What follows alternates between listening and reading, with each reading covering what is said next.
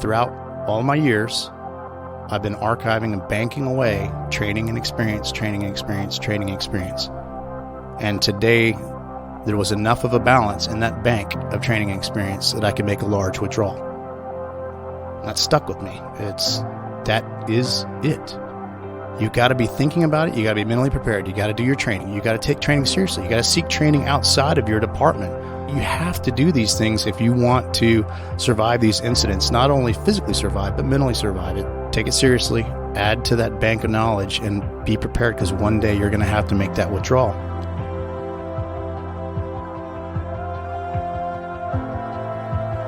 What he didn't know at the time is I had watched the entire incident live on its own. I was at the PD when the call dropped. I was recovering from surgery, so I couldn't go out into the field.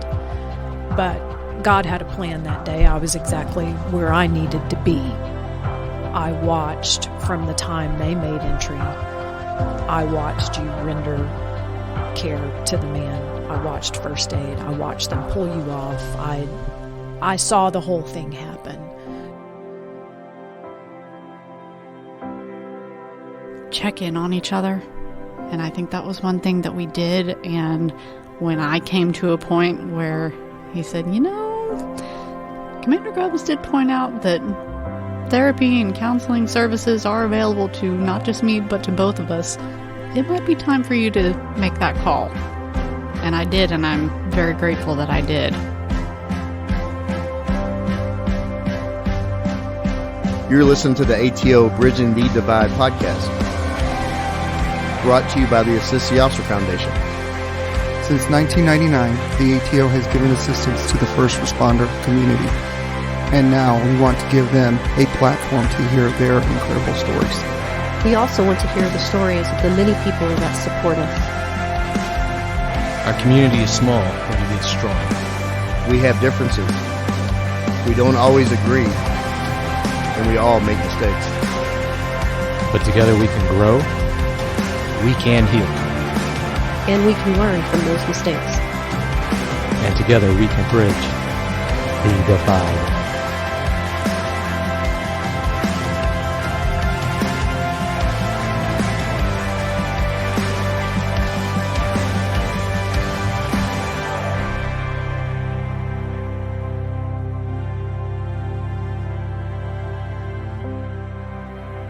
Only Texas could turn defeat into a legend. Rosemary Kent. It's a story about the determined will of a group of Texans fighting for what they believed in, against all odds, and facing certain defeat. They did what they had to do. That's just what Texans do. The legend she spoke of is known as the Alamo in San Antonio. To this day, it is a symbol of strength for the state of Texas, even though the battle was a defeat. Texas is proud of our tradition. We are proud of our law enforcement's history. Going back to when the Texas Rangers were founded in 1823, when Stephen F. Austin, known as the Father of Texas, employed 10 men to act as rangers to protect nearly 700 newly settled families. Today we're having on two proud native Texans. Gretchen Grigsby is the Director of Government Relations for the Texas Commission on Law Enforcement, also known as TCOLE, and the other half is a Marine. He's a former DPS Texas Ranger, former Round Rock, Texas police officer, and current Executive Director of Operations for the Texas Racing Commission. This couple embodies what being a true Texas servant is. We will detail their lives and how they intersected in 2010 in Austin, Texas, to form this partnership of service. It's the Assist the Officer's great honor to welcome on Gretchen and Aaron Grigsby. Welcome to the ATL stage. Thanks for having us. Thank you for coming down. Yeah, I also want to, we have a special guest co-host, Commander Grubbs. Can you tell the listener a little bit about yourself? Yeah, so I am Melissa Grubbs, and I am currently in my 20th year with the Round Rock Police Department. I am serving as the commander over the training division, and I command the peer support team as well. Okay. So we're going to get into how you got involved with the Grigsbys and I'm really that's on down the line, but I want you to jump in. You've got so much experience in Texas law enforcement and understanding this culture, our culture. Please jump in at any time. Of course, thank you. Thank you for your time for doing this, for one. Absolutely. So, Gretchen, you and I met in Austin at the TCOLE award ceremony, and we're going to get to how this all kind of came together, but you do want the listener to have you want them to, when the Never Give Up on You song hits, you want them to have a lasting impression of what this message is about. Can you tell the listener what that is? My main goal today is to make sure that any spouse of an officer who has found themselves in the situation that I was in understands what they're going to go through, what life will look like over the next few months, and that things do get better and that life does go on, and that I am here to serve as a resource for anybody who just wants to chat. Yeah, life will go on, but there is a process. And because life goes on in the next weeks after or months after, even years after, you never know what's going to happen, a new story, driving through an intersection, hearing about something that happened in another state that could trigger those emotions, and you go through it all over again, having an award ceremony, working on a Texas Police Memorial. It all can bring back bad memories and bad experiences. And I want to apologize to all the spouses out there, because I know we've touched on a little bit in some episodes, but we need to do better, including the family, because the family is, you have your blue family, but your real families, they can't be neglected either. You know what, though? Every department is different. Every marriage is different. Every critical incident is different. And so that's not to say some are doing things better or worse than others, but if there's a way to improve where the spouse feels included from the get-go, I think that helps the process along, or at least it certainly did for us. Well, I think you can improve anything. I mean, just even the way we set up the tables here, I could probably have done it better. There's always an improvement and different perspective that's brought in that you can learn from and just use later on down the road as a tool in case you need it. Because in this profession, more than likely, you might need it someday. Absolutely. One of the things I would like to do is thank y'all.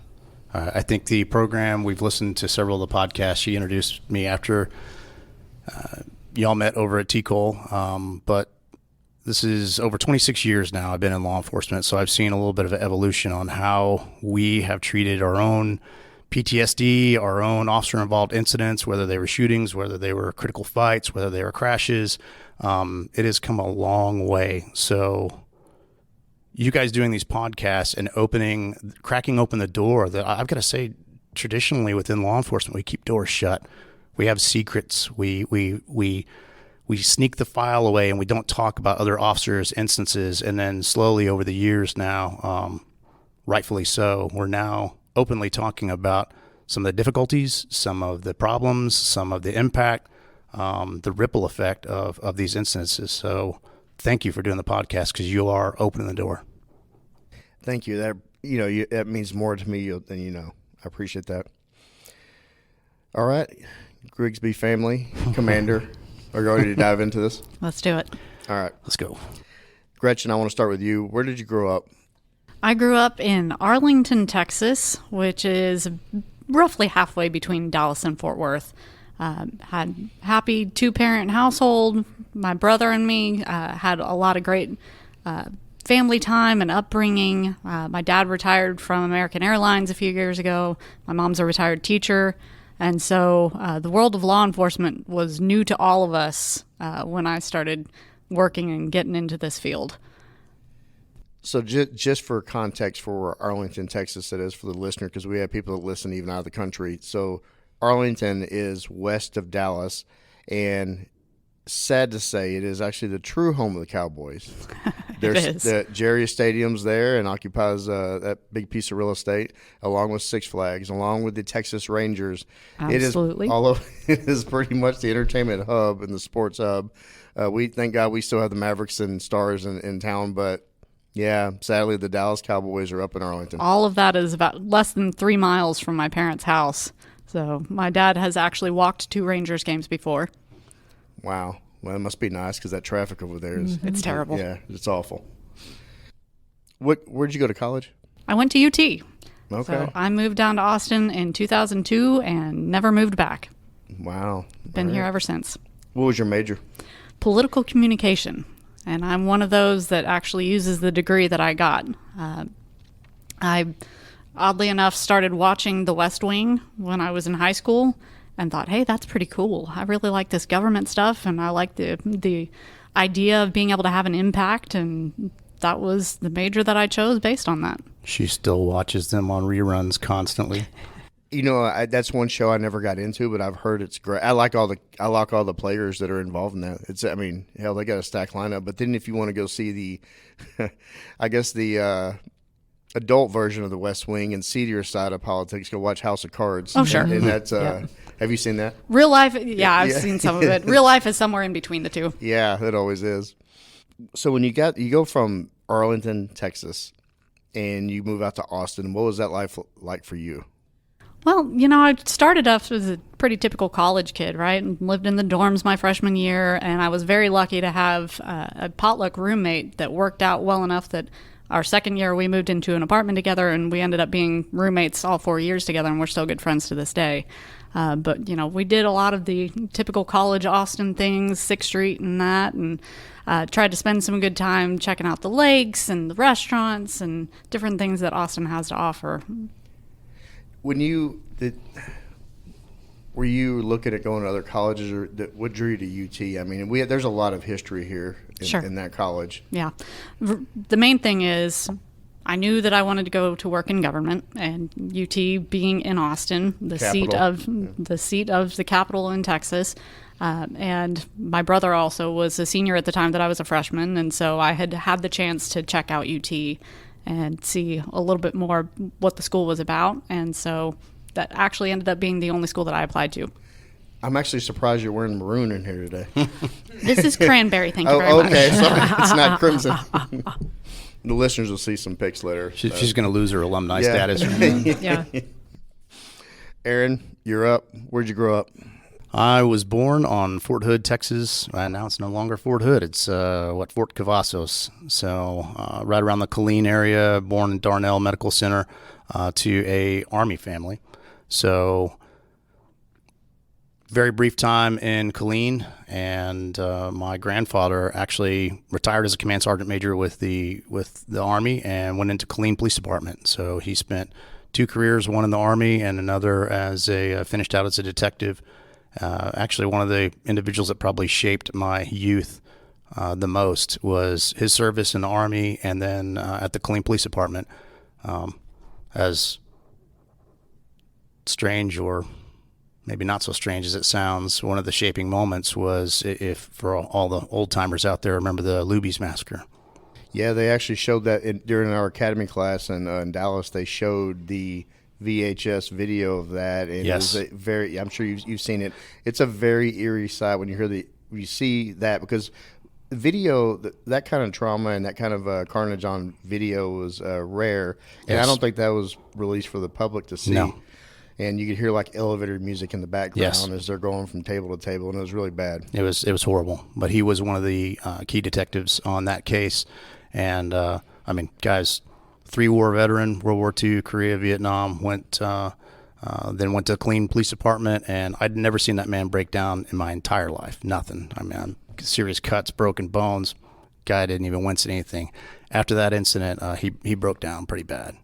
So that was kind of a wake-up call, I guess, to me that, you know, all your heroes with capes on, everything, they can break down. They can have their own trauma. They are human. But it shaped me a lot. I think I was a senior in high school at the time, so it kind of solidified where I wanted to go in life. Yeah, I could tell. You know, in your bio, you mentioned there's no desk job in your future whenever you were getting, and hearing that now from your family and the way you were brought up, you were kind of destined for a life of service.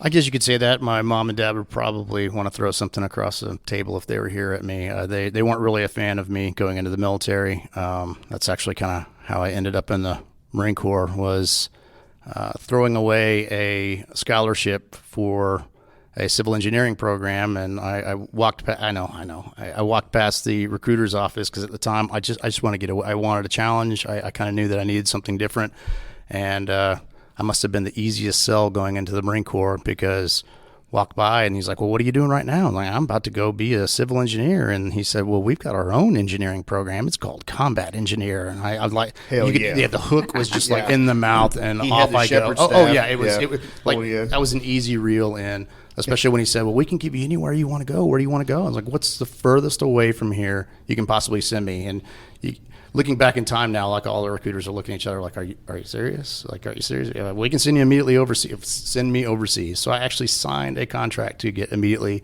sent overseas. I know. You wanted to escape that. I wanted the experience. And you got it. I got it. So putting on that Marine Corps uniform, how did that feel? With all you had to go through to get it? I think, people select services for different reasons, and I think the difficulty was what the allure was. Now, granted, you have an 18-year-old mind when you think about things being difficult and what it actually means. But really, to me, I think putting on the uniform just signified adulthood, like coming of age. Like, I was out on my own now. I have brand new brothers and sisters, brand new job, brand new place of the world I'm going. Brand new responsibilities. It was kind of turning the chapter, and I knew that going in. That's what I wanted. I wanted to get out and start living. But it gave you what you wanted at that time. It did. It absolutely did. I don't think I would have, unlike Gretchen here, I wouldn't have survived at college. I probably would have, been a dropout after a year and a half, and I probably wouldn't have been the best student whatsoever. So it gave me exactly what I needed. It gave me a brotherhood. It gave me a sense of purpose. And I'm sure we'll talk about it a little bit, but I got into the competition in arms program and started doing some competitive shooting, and I definitely have some people in that competitive shooting environment within the Marine Corps rifle pistol team to thank for, I would say, even being alive. And showing you how to be a grown-up and an adult. Very much a maturity lesson, yes. And you carried over a brotherhood that you continue to this day. As a matter of fact, yesterday we had dinner with one of my old squad mates. So yes. So Gretchen, what government job did you start in 2006? So my senior year in college, I had the opportunity to do an internship in the governor's press office. Having watched The West Wing, coming back to that for just a second, the person that I admired the most was C.J. Craig, who was the press secretary. So I thought, hey, I'm going to go work in the governor's press office, or at least intern there and see what this thing is all about in real life. And when I graduated, they didn't have an opening in the press office, but my boss at the time, the press secretary, said, hey, we don't have a spot, but Steve McCraw, who was then the governor's... Oh, yeah.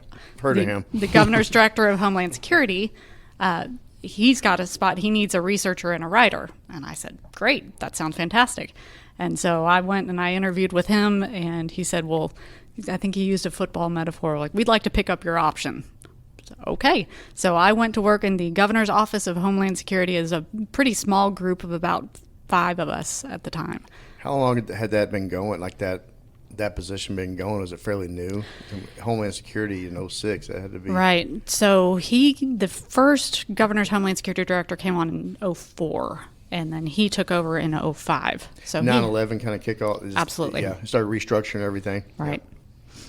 And so, he picked up my option, as you will, and I went to work for him. And so he actually took our group over with him when he became the DPS director.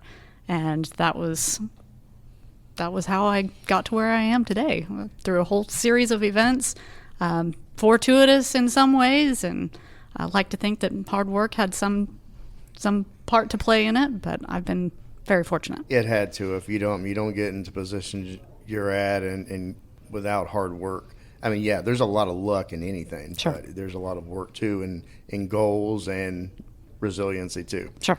How was meeting with the director back then? What was that like?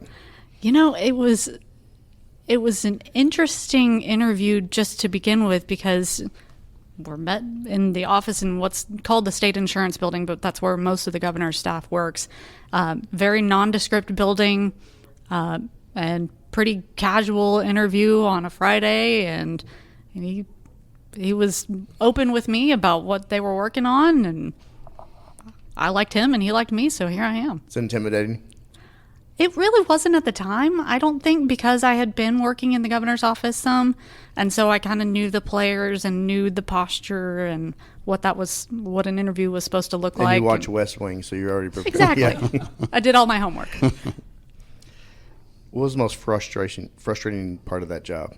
I don't know that I had a frustrating part of that job. The most frustrating thing that I've encountered in government service is this stereotype that the government bureaucrats are just lazy in collecting a paycheck, right?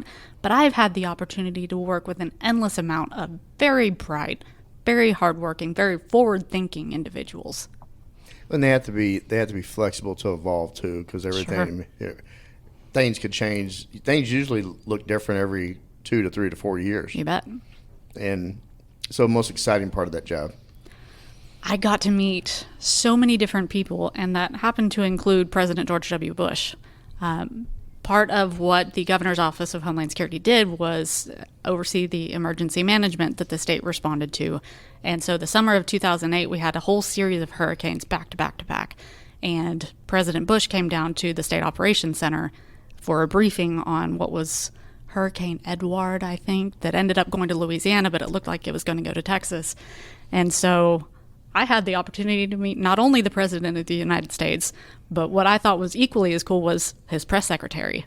And it was Dana Perino at the time, and I got to sit next to her, and I talked to her for a little bit, and I said, there was a time where I thought I wanted your job. And she looked back at me, she said, "No, you don't." Oh, I can't imagine that job. I mean, I watch it now, and I remember Dana. Now she's on on Fox, I believe now. Yep.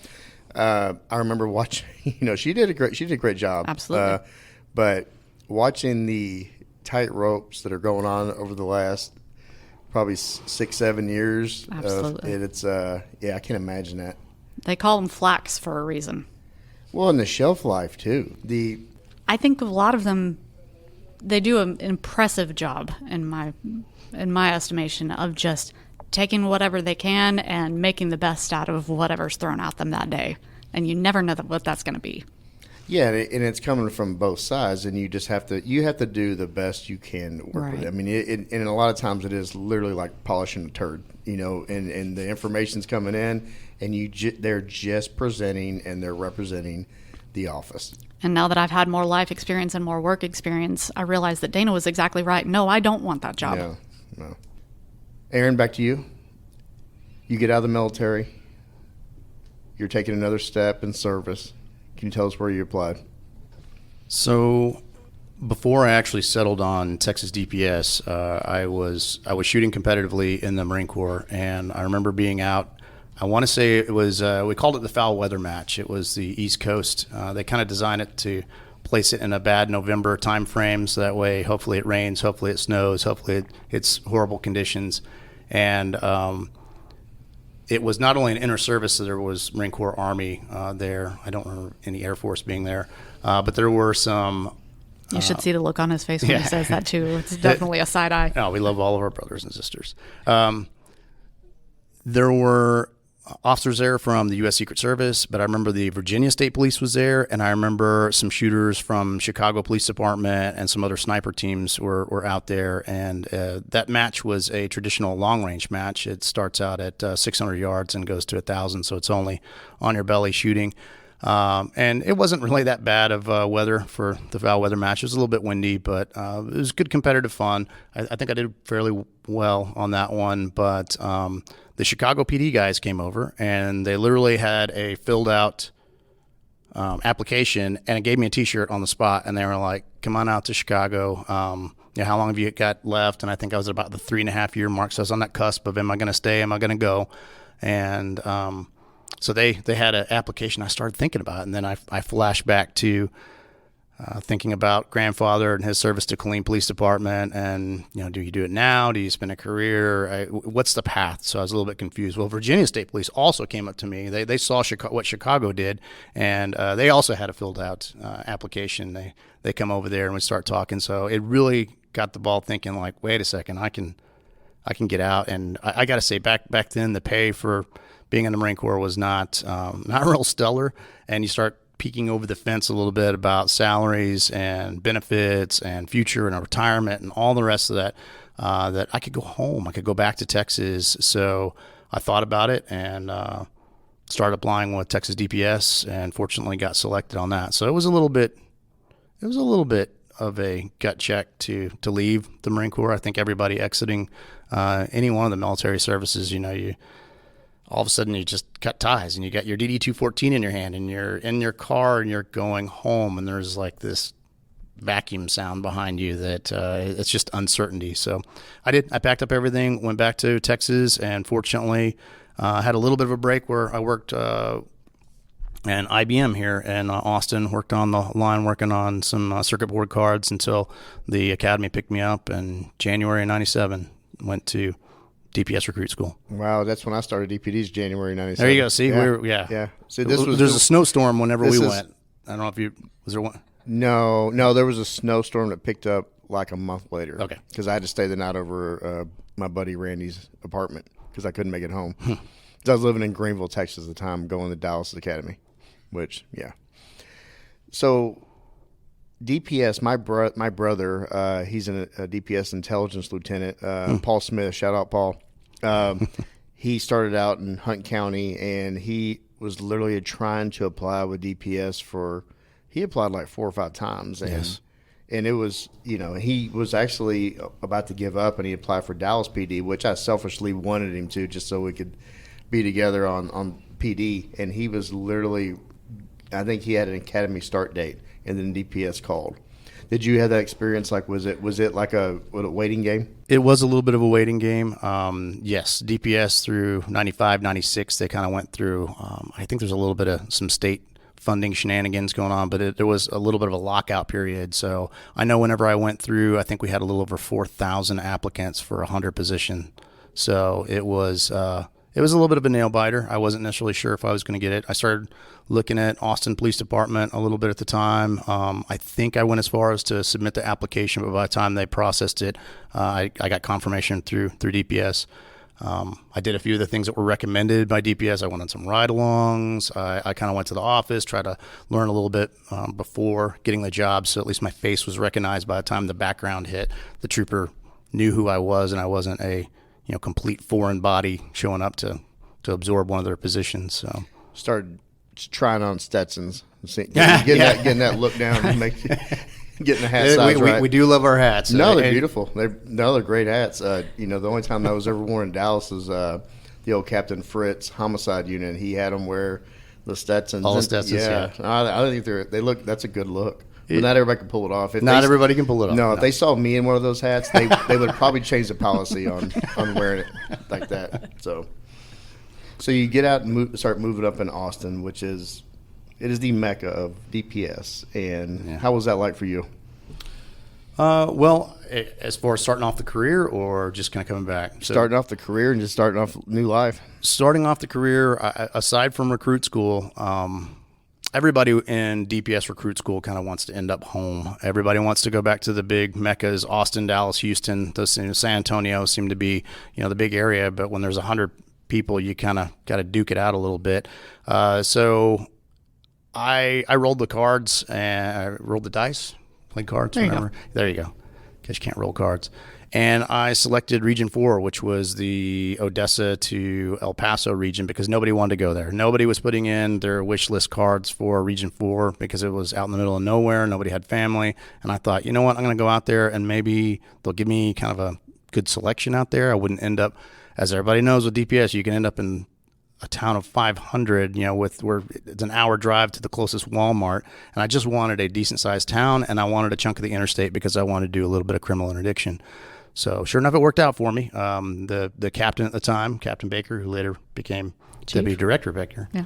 And he comes in, and at the end of the academy, he's like, well, who are my people that put in for Region 4, who wanted to come here versus the ones that got dumped in here? And I got to raise my hand. He said, where do you want to go? And I said, well, I keep hearing that Odessa is kind of like a little Houston, so I want Odessa. And he looks at me kind of weird and says, you got Odessa. So off to Odessa I went for my first highway patrol job, which was a great place to be in highway patrol.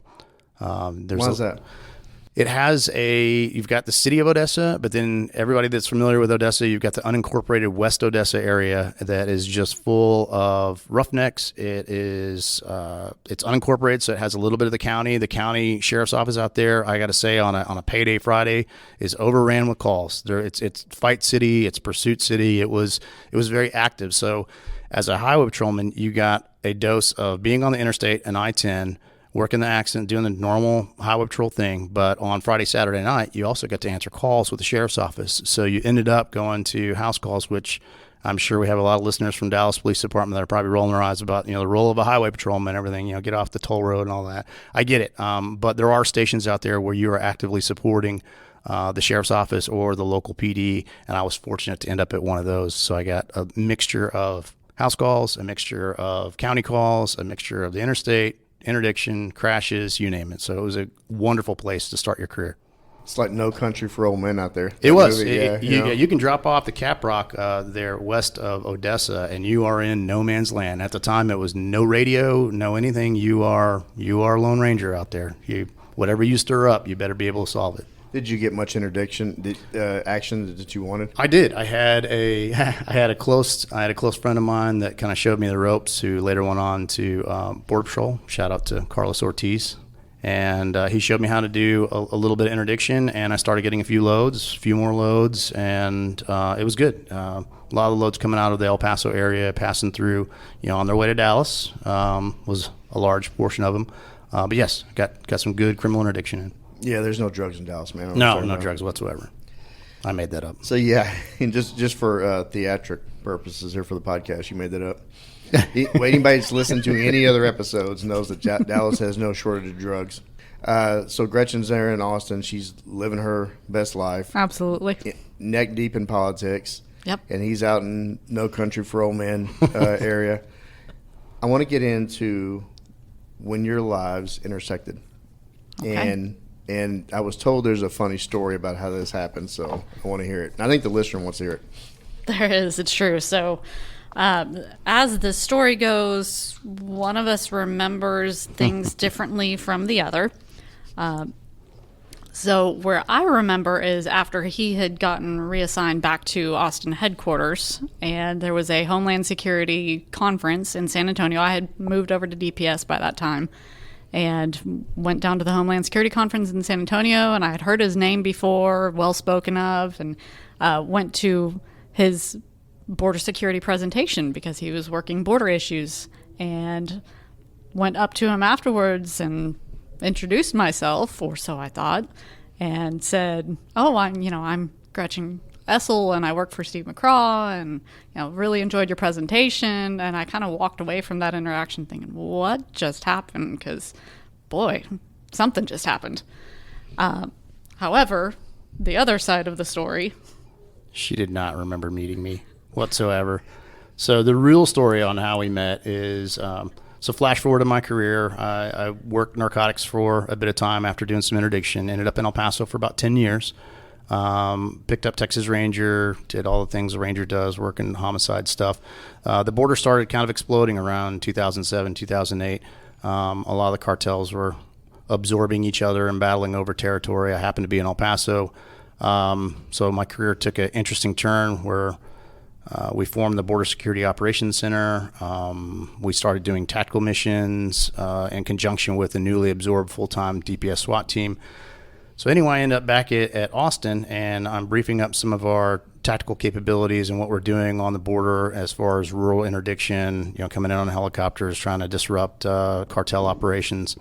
And there was a change in leadership at DPS at the time, and there was a particular director, I won't even bother mentioning him, but he was not a fan of Director McCraw, Steve McCraw at the time, coming from the governor's office. So I was told to go down with him to a Homeland Security committee meeting downtown at the legislature.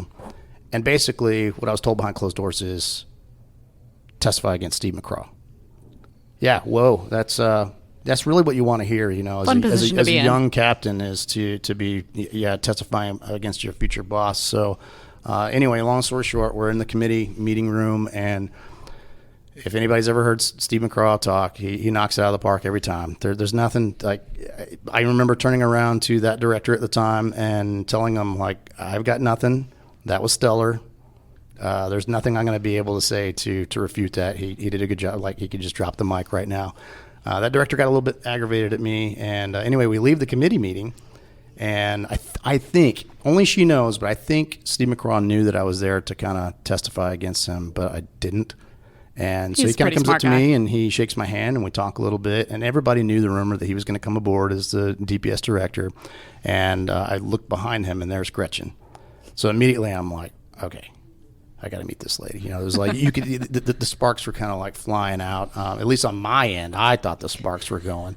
So I literally kind of leaned past Steve McCraw, shoved him aside. Yeah, I just shoved him aside. He was in his nice blue suit. I said, "Excuse me." Here, she was to the right of him, and I lean over and I shake hands like, I'm Aaron Grigsby. Nice to meet you. And she literally looks at me for about a half second, looks back at Steve, kind of shakes hands sideways at me like, yeah, I'm Gretchen. Continues talking with Steve, and then they both leave the committee meeting, and I'm watching them walk off, and I was like, well, that was, that's a sunken ship there. That just crashed and burned. So anyway, I didn't think much of it until she reapproaches me, which I thought was a joke. I thought somebody had put her up to it and said, like, hey, Aaron's been trying to chase you. And so she walks up to me after I give a presentation. So I thought that second interaction was somebody's joke, like somebody's putting her up to this. So she's sitting here with a look on her face. In my defense, when I'm in work mode, I'm in work mode. And that's very much where I was when I was with Steve McCraw down at the Capitol. I'm the same way. And Kristen, Detective Green, my fiance, she's sitting here too. She could attest to that. Yep. I do have to get serious at some moments, and you're sitting there with the future director. I would imagine it's not time for flirty and exactly. Actually showing interest in. There's a time and place. Handsome trooper. So she didn't even remember me. Yeah. Handsome Ranger Captain at that point. Oh, handsome Ranger Captain. Mm-hmm. Okay. So when did y'all get married? You started dating 2010, right? We started dating in 2010, and then we got engaged in like the end of 2012 and got married in 2014. So at that point, I was going to kind of get into you already have an idea of the law enforcement community because you were neck deep in the government side, and in Austin, you already know kind of what to expect. But once you actually got into it, did you start seeing this is a little different? This is a little bit more. This is a little different than what I was expecting. I don't know that it was different than I was expecting at the time. So, for the first 6 or 7 years of our marriage, he was at DPS headquarters, right? Which is different from your typical law enforcement job. He's not out on patrol answering calls, dealing with all the shooting and scooting and stuff.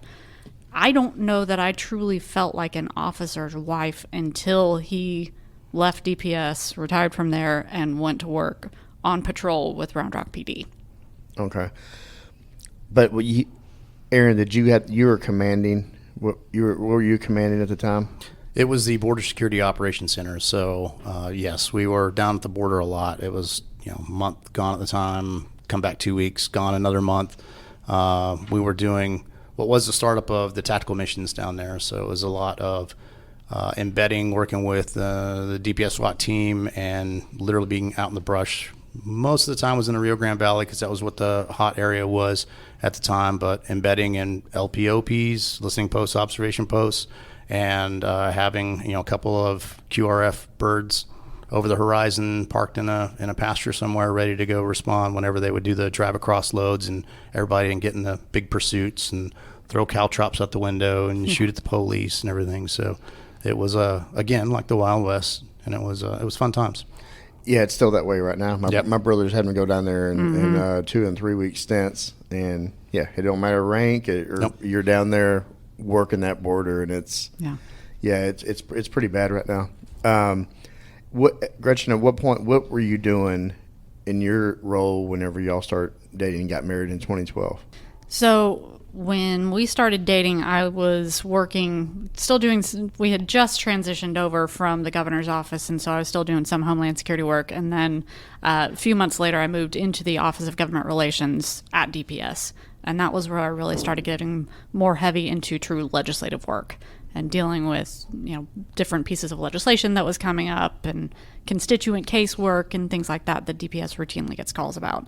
By the time we got married, I actually moved over into the Texas Senate to get some in-house legislative experience, and was working for what was then the Senate Committee on Agriculture, Rural Affairs, and Homeland Security, which is quite the mouthful. And it sounds like it may not have a lot of connection, but when you look at the nexus of the properties that are being that have the greatest impact from border security and the Homeland Security connection to that was how that committee all fit together.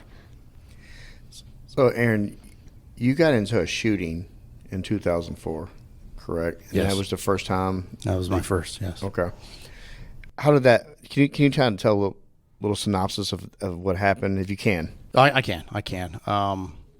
So anybody that, regardless of agency, who has been working around narcotics role, detective, whatever, doing a little bit of UC surveillance, we can all understand where I'm going on this. So we would have our normal caseloads. You wake up early, you do your trash runs, you do all your normal surveillance, everything that you always do for doing any kind of narcotics work. Well, what we tried to do, we had a good group of guys, and we tried to kind of cleave off Friday into what we jokingly called Fun Friday. And we tried to do something proactive, whether it was wrap up a quick little case or something like that. But one of the great things that we used to do, which was really fun, and it really did net some fun and comical results, is we would go through the raw Crime Stoppers tips, not the collated ones, the ones that have been fed through, literally the stack of 200 of them, and just sit there and flip pages on a Friday morning until you found the juicy one. And we all know what that means from a detective. It's he leaves at this time, it's under the crack, he stashes it under the crack in the master bedroom, it's the second plank to the right, and some he always pissed off ex gave him that. Yeah, somebody that just overdoes it on the information, where you're like, okay, now this is a legit and easy target for a Fun Friday. So we did our Fun Friday, and the tip was, guy always leaves his closed garage and a beige Cadillac between 11 and 12, goes and sells coke to anybody and everybody. It was just a nice, fat, juicy tip. So sure enough, we set up surveillance at 10 o'clock, and 11:22 on cue, garage door comes up, gold Cadillac backs out. We're like, okay, we're off to the races. We follow him around a little bit, and he pulls up and he parks next to a couple of 18-wheelers in a small dirt lot outside El Paso. And we just go ahead and do a quick approach on him. He had, good size couple of 3-4 ounces of cocaine, solid hit, Especially for Fun Friday. Oh yeah, Fun Friday. You're first degree felony. You got the delivery. The truck driver's rolling over. He's rolling over. Everybody's rolling over. You're kind of internally high fiving. This was easy. This was an hour and a half worth of work, and we got something. So, immediately he says, hey, I don't want to go to jail. I know it's a first degree felony. I don't want to go to jail. And we all know where this story's going. Okay, well, what can you do for me? Well, I can get you at least a key right now. So, anybody that's been in narcotics, we've all heard that story before. Sure, you can get a key, but we're talking to him, and sure enough, we get some recorded calls with his source, and guy's on his way with his key. So we're like, great. We set up on what we thought was a fairly mundane rear of a shopping center, kind of a good L-shaped rear of a shopping center type of a thing. Your typical bus signal, take the ball cap. It's so stereotypical. We've all been through it if you've ever been in any kind of narcotics work. Well, the guy shows up in a 3/4 ton single cab. It's a Dodge or GMC. I think it might have been a GMC. Goes car to car with our new friend UC that just had a thing. So he gives the audible, takes off the ball cap and everything. Well, in like Flynn, we go and try to box in a 3/4 ton pickup truck that I got to give him credit. He saw us coming a little bit. He was a little bit wily. He wasn't caught completely unaware. So he saw the units coming towards him and had already put it in reverse. We play kind of smash up cars for a little bit, and one of my partners gets out of what we thought was a vehicle containment to circle around while the guy pushes one of the cars out of the way, sees him, and white smokes the tires towards Thomas Wilson, one of the sergeant investigators. And from my perspective, I was already out of the vehicle. From my perspective, Thomas got crunched. What I didn't know is he literally did like this ninja dive back into his Dodge Durango, the old Dodge Durango pickup trucks. He like ninja dived in it, but from my perspective, he just got ran over and flattened. So I fired, and any police officer knows that, if you're shooting, and yes, it was through the back of the cab into the back. Shooting somebody in the back is never going to play out well for your career. It's not a fun event.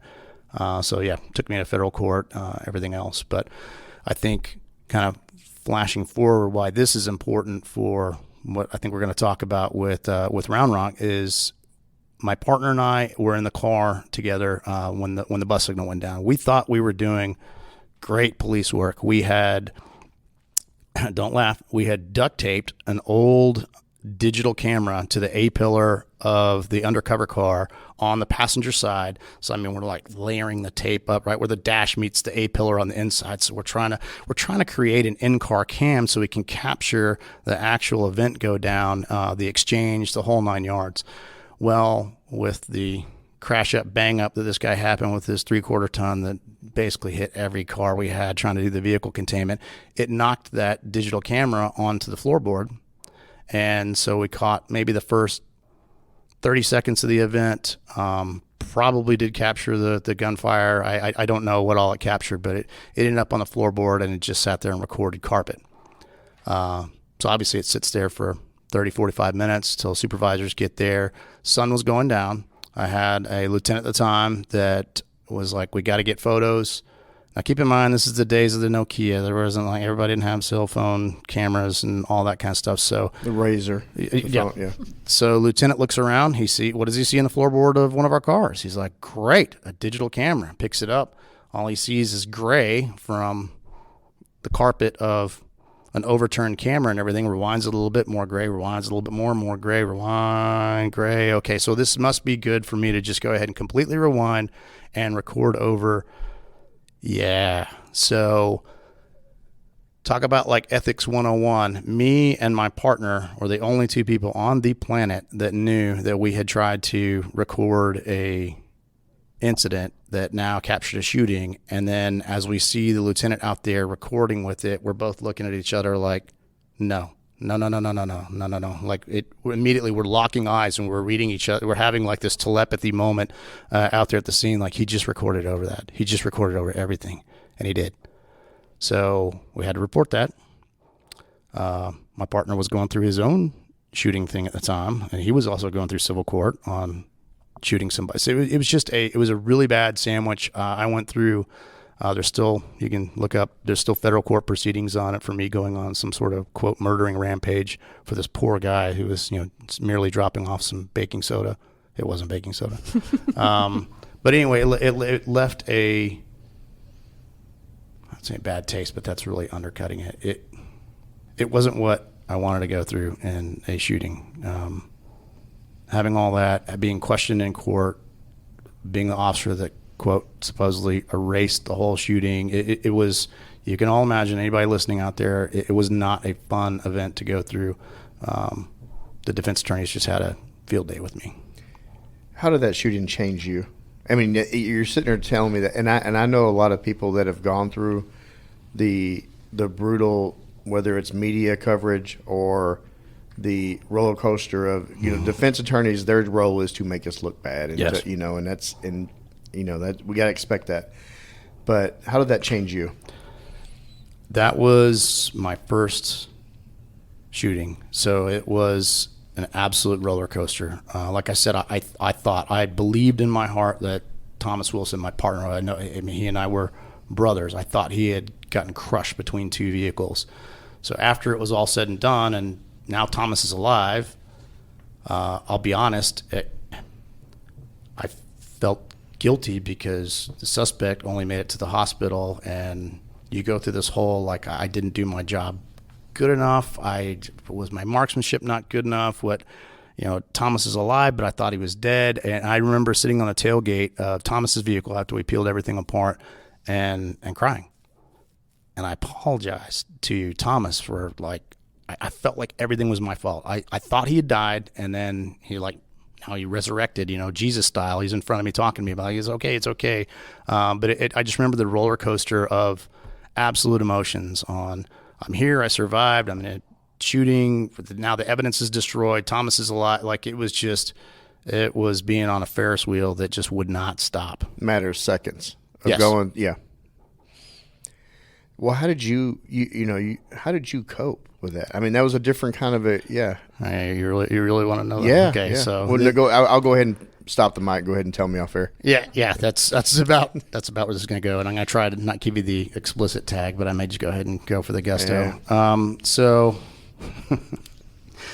I was doing undercover work. So I had a group of friends. Well, one of my close friends that was outside of the law enforcement circles, which I got to say keeps you a little bit sane, having friends outside of the echo chamber that is law enforcement. He was a UPS driver. I turned UPS manager. Great guy. Pete Carrasco. He'll probably never listen to this podcast. But Pete and I were close friends, and he knew whenever the stories hit the media, I remember him calling my phone. He was like, "It's you, isn't it?" And I was like, "Yes." He was one of my only outside law enforcement friends that knew what I was doing at the time. Because everybody grows their goatee.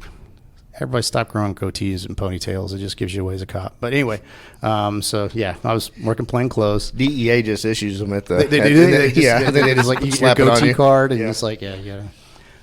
He did have some sweet hair, though. There's pictures. Yeah. Maybe I want to see those pics. I do have some pretty nice ones. But anyway, it was like a Thursday. It was Friday whenever that happened, and I got to say, DPS did not have the level of support that I think we're going to get into, and why my experience on this was a night and day difference. Flash forwarding to the incident Round Rock. It was nothing. I dropped off into nothingness over a Saturday, and if it wasn't for Pete pulled me out of it.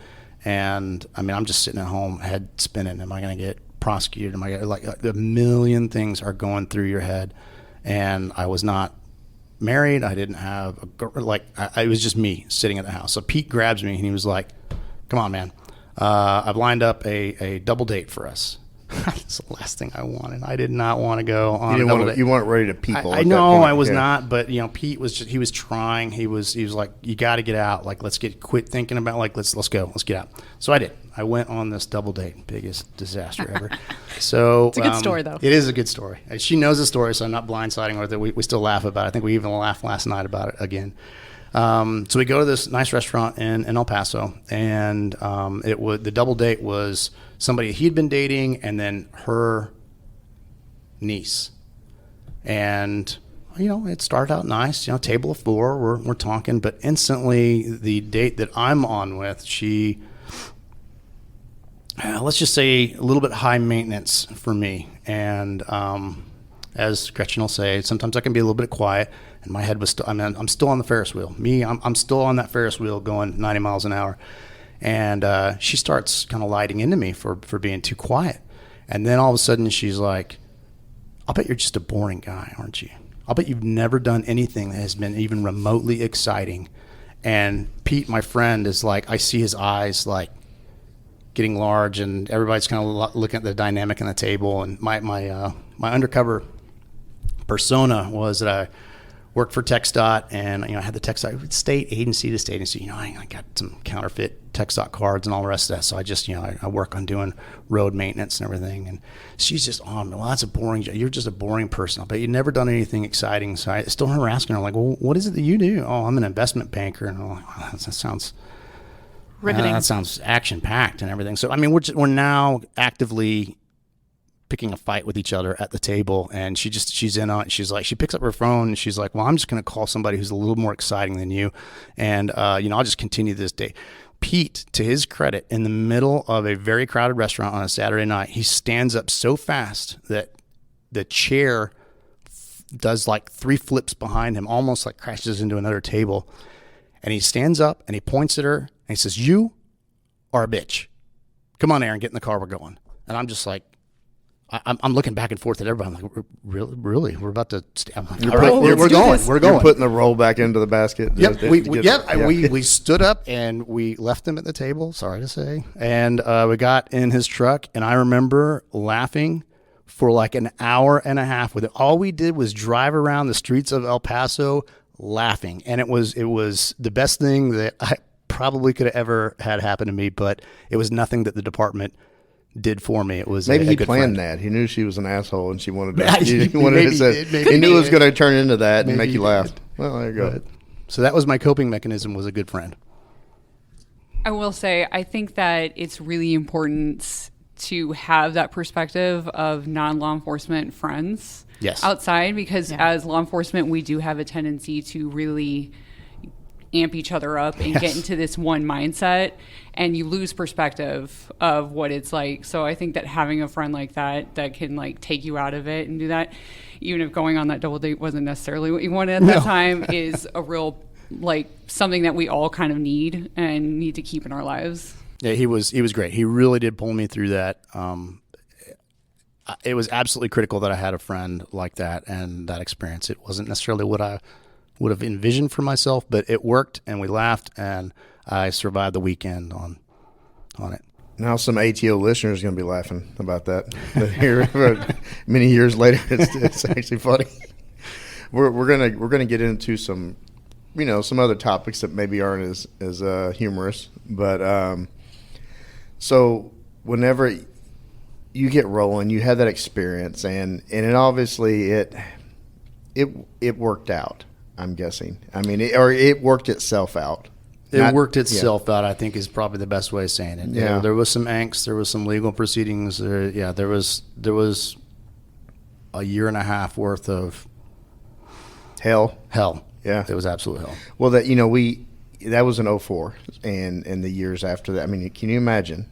I mean, God, this poor guy's, and we're going to get into something that happened in 2021, a year, right after a major worldwide incident that law enforcement's put under a microscope again and under a negative lens. The city of Dallas, we have some guys right now that are getting dragged through it and literally going through hell.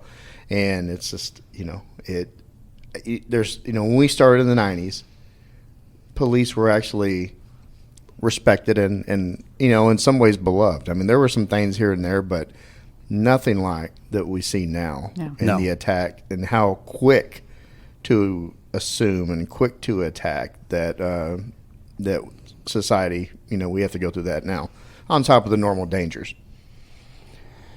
So Gretchen, you've heard that story. I have many times, and you're sitting there grinning about the failed double date. So I think it's actually a good thing that double date didn't work out. Worked out for me, at least. We wouldn't be. Yeah, it worked out for you. I want to get into the. He had already gone through that, and you start getting yourself immersed, and he wasn't in that role anymore that he was as a narcotics detective. And my brother has introduced me to enough folks in DPS Narcotics, and actually I worked several cases with them, and I got to say that in some cases DPS Narcotics helped me more than my own narcotics unit, and they're phenomenal. And I love those guys. They do a lot of things really well. Oh, hey, trash runs. Dude, that's it. We started doing, that's a real thing, and that's an effective. It's very effective. Surprisingly effective. Very effective technique. I want to get into, as your career and your marriage, you started evolving. What role did you take? You were basically commanding, and you're in the Rangers, right? Yes. And I eventually want to get on an active Texas Ranger. That's in the works. I know several just because of the long history that the Rangers have. I mean, hell, come on. Even Hitler knew, he was aware of the Texas Rangers. That's true. Because when going back to the story of when they heard that. I think that's a good thing. No, the Rangers were getting dropped in Normandy. Yes, that's and true. He thought it was the Texas Rangers. True. That's that's right. That's the legend. The legend goes that That's a real thing. It was a real thing. He was getting ready for anti-cavalry and a bunch of guys to come in with 6 guns. That is actually a real thing. It was back when the U.S. Army Rangers were standing up, and all he heard was Ranger, and he assumed the Texas Rangers were coming to the beaches of Normandy. It's kind of comical. It's pretty badass, though. That's really cool. I know a lot of current Rangers now, but I just know that there's a lot of red tape of sitting down with somebody from DPS when it comes to doing these kind of shows. Active, yes. I completely understand, and I respect that, because there is especially in this day and age, and if anybody listens to these shows, y'all have listened to a lot of them.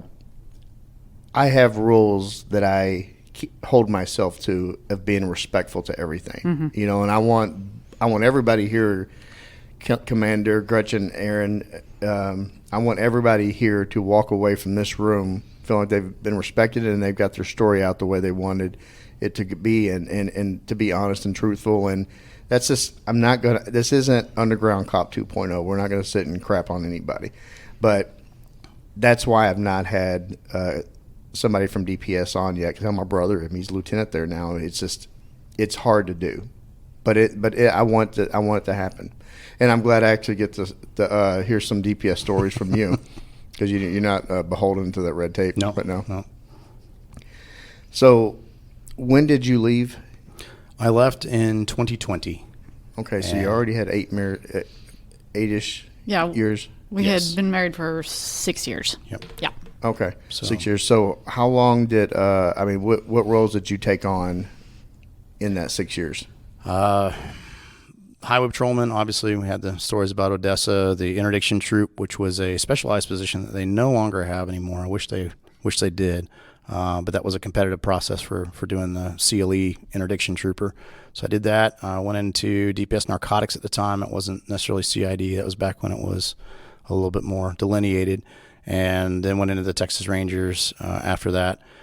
So several roles, exiting command roles at Austin headquarters, which I think anybody will tell you that's definitely removed from the streets. Yeah. You're what's the saying that no good decisions come from a chair with little wheels on it? But yet I was apparently cranking out a bunch of decisions with chair with little wheels on it. And, so that was part of the reason why I actually wanted to go back. I wanted to go back to the streets. I wanted to retire. I wanted to take off the command stuff off the shoulders and just go back to being a cop. Yeah. When, you talked about going through your 2004 incident and how negative that was for you and what an impact that was for you. Going forward, looking at your law enforcement career, both continuing in the same position that you were in and then changing positions in the future, how do you think that impacted how you approach your job going forward?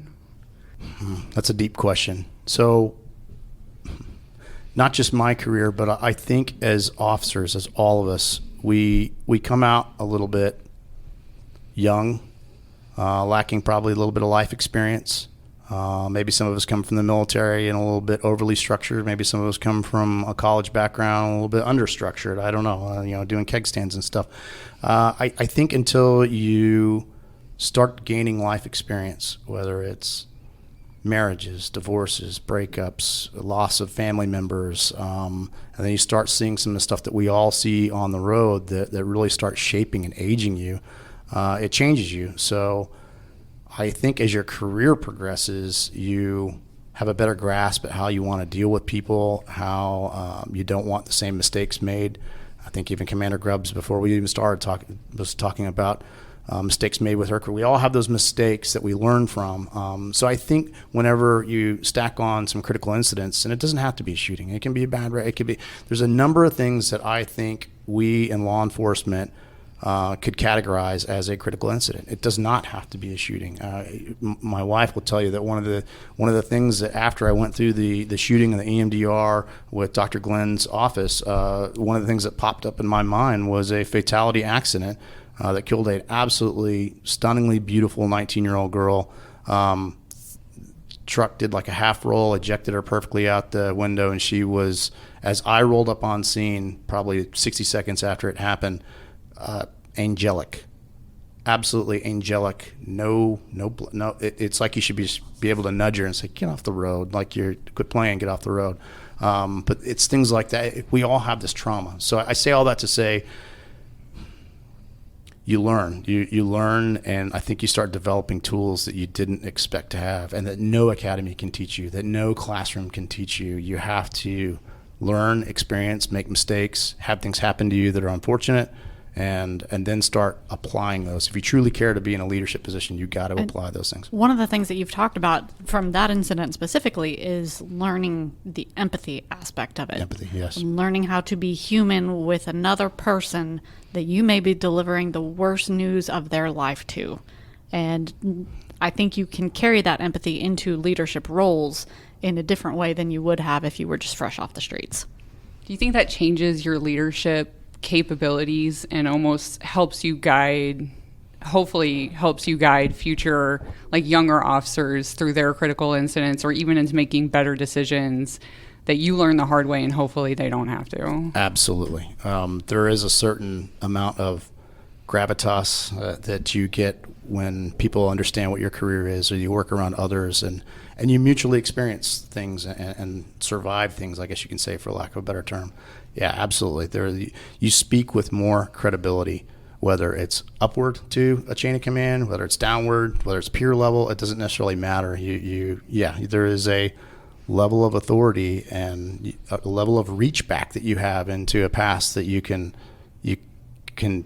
empathize. You can understand better what it is they're going through, what they've experienced, at least like a degree. But then I say that to say, I listen to the podcast of like the Navy SEAL with Cairo, and I'm like, that's so far out of my depth of understanding that I can't imagine what somebody like that has got a career of bouncing around in his head. Yeah, those guys, and you're talking about Will Chesney, yes. Episode. Yeah, that was pretty amazing sitting with him.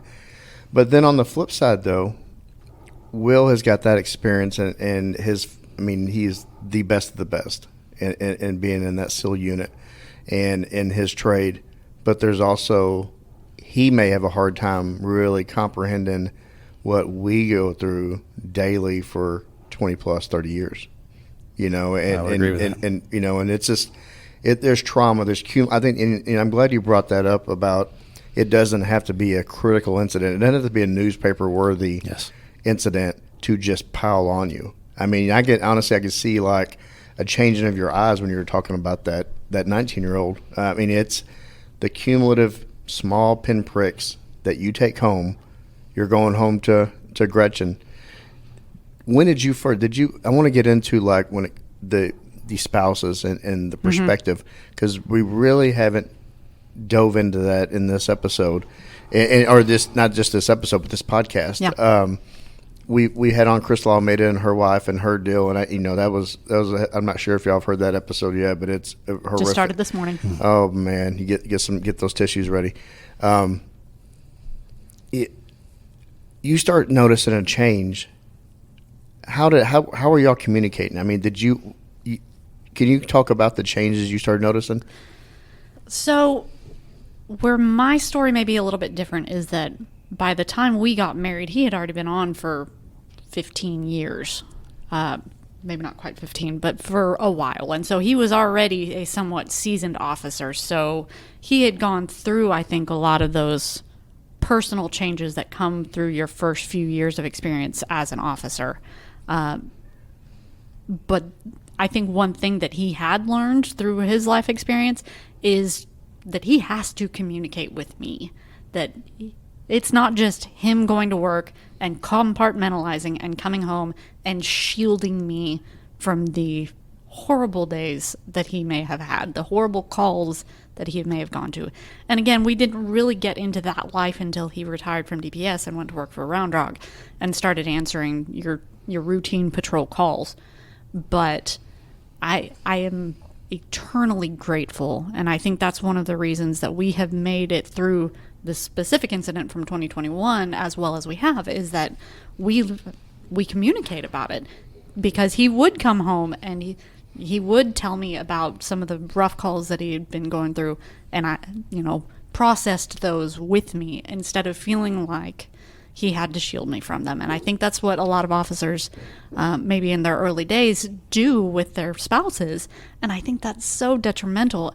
And the one thing that I would impress on any officer that's getting into this world or getting into a marriage, whichever comes first, is you know that person that you married. You can trust them. They can handle it. You have got to communicate with them. Do you think that on some level with officers, when they're coming home and not sharing, it's almost like because at some point they think they're fine. Like it takes a while before you realize that you're not fine. So when you're coming home and you're not sharing it, I think at some point they kind of realize it, and officers just don't want to share it with their families. But you come home and you think you are fine. Like, to you, you're fine. This is a routine call. And it's not, you may be angry about something else, or it may be something else that you're bothered about. Yeah. And then you start picking on that, and you start picking a fight about that, or you start focusing on that because you think you're fine as an officer. And it's not until you really have a lot of introspection, or you go through that communication as a couple, where you can really start pulling out the fact that, no, it's not, I'm not fine. And I really do need to share these things. Yeah. Or I'm not actually blowing up about the pan that's in the sink. It's about something much larger and much deeper than that pan that's in the sink. And it may take a little bit to unpack that, but I think it's really important to do. Well, Gretchen, how did you, I mean, when you were receiving that feedback when he's coming home, and I'm gonna ask you in a minute of what got you to the point to be a better communicator. But when you were receiving this, basically talking about his crappy day and to a lot of just people that aren't in this field, very traumatic day. A lot of people, their worst part of their week is getting cut off in traffic. And this man, he's coming home and he's telling you about some incidents that he worked. How did you process that? And I think that's where maybe I'm in a little bit of a different position again as a lot of other officer spouses, is that I'm not an officer myself, but I have worked in the world of law enforcement for 15, 16 years. And so I've heard the stories. And so I'm maybe somewhat desensitized to that level of depravity that officers sometimes encounter. And so I had some moments where, you know, we trained jiu-jitsu for a while, and so there's one specific incident that he had dealt with that it's always the kid incidents that are the worst, right? Those are always the ones that stick with you the worst. And he came home and he was telling me about this one incident, and so I went to jiu-jitsu that day, and I was amped up. Like, I just want to choke somebody out right now because this happened, and I'm mad about it. And so I think understanding what they're going through, making sense of that, and understanding what you're going through, and then how to find a healthy outlet for it. I think all of those together are just absolutely critical.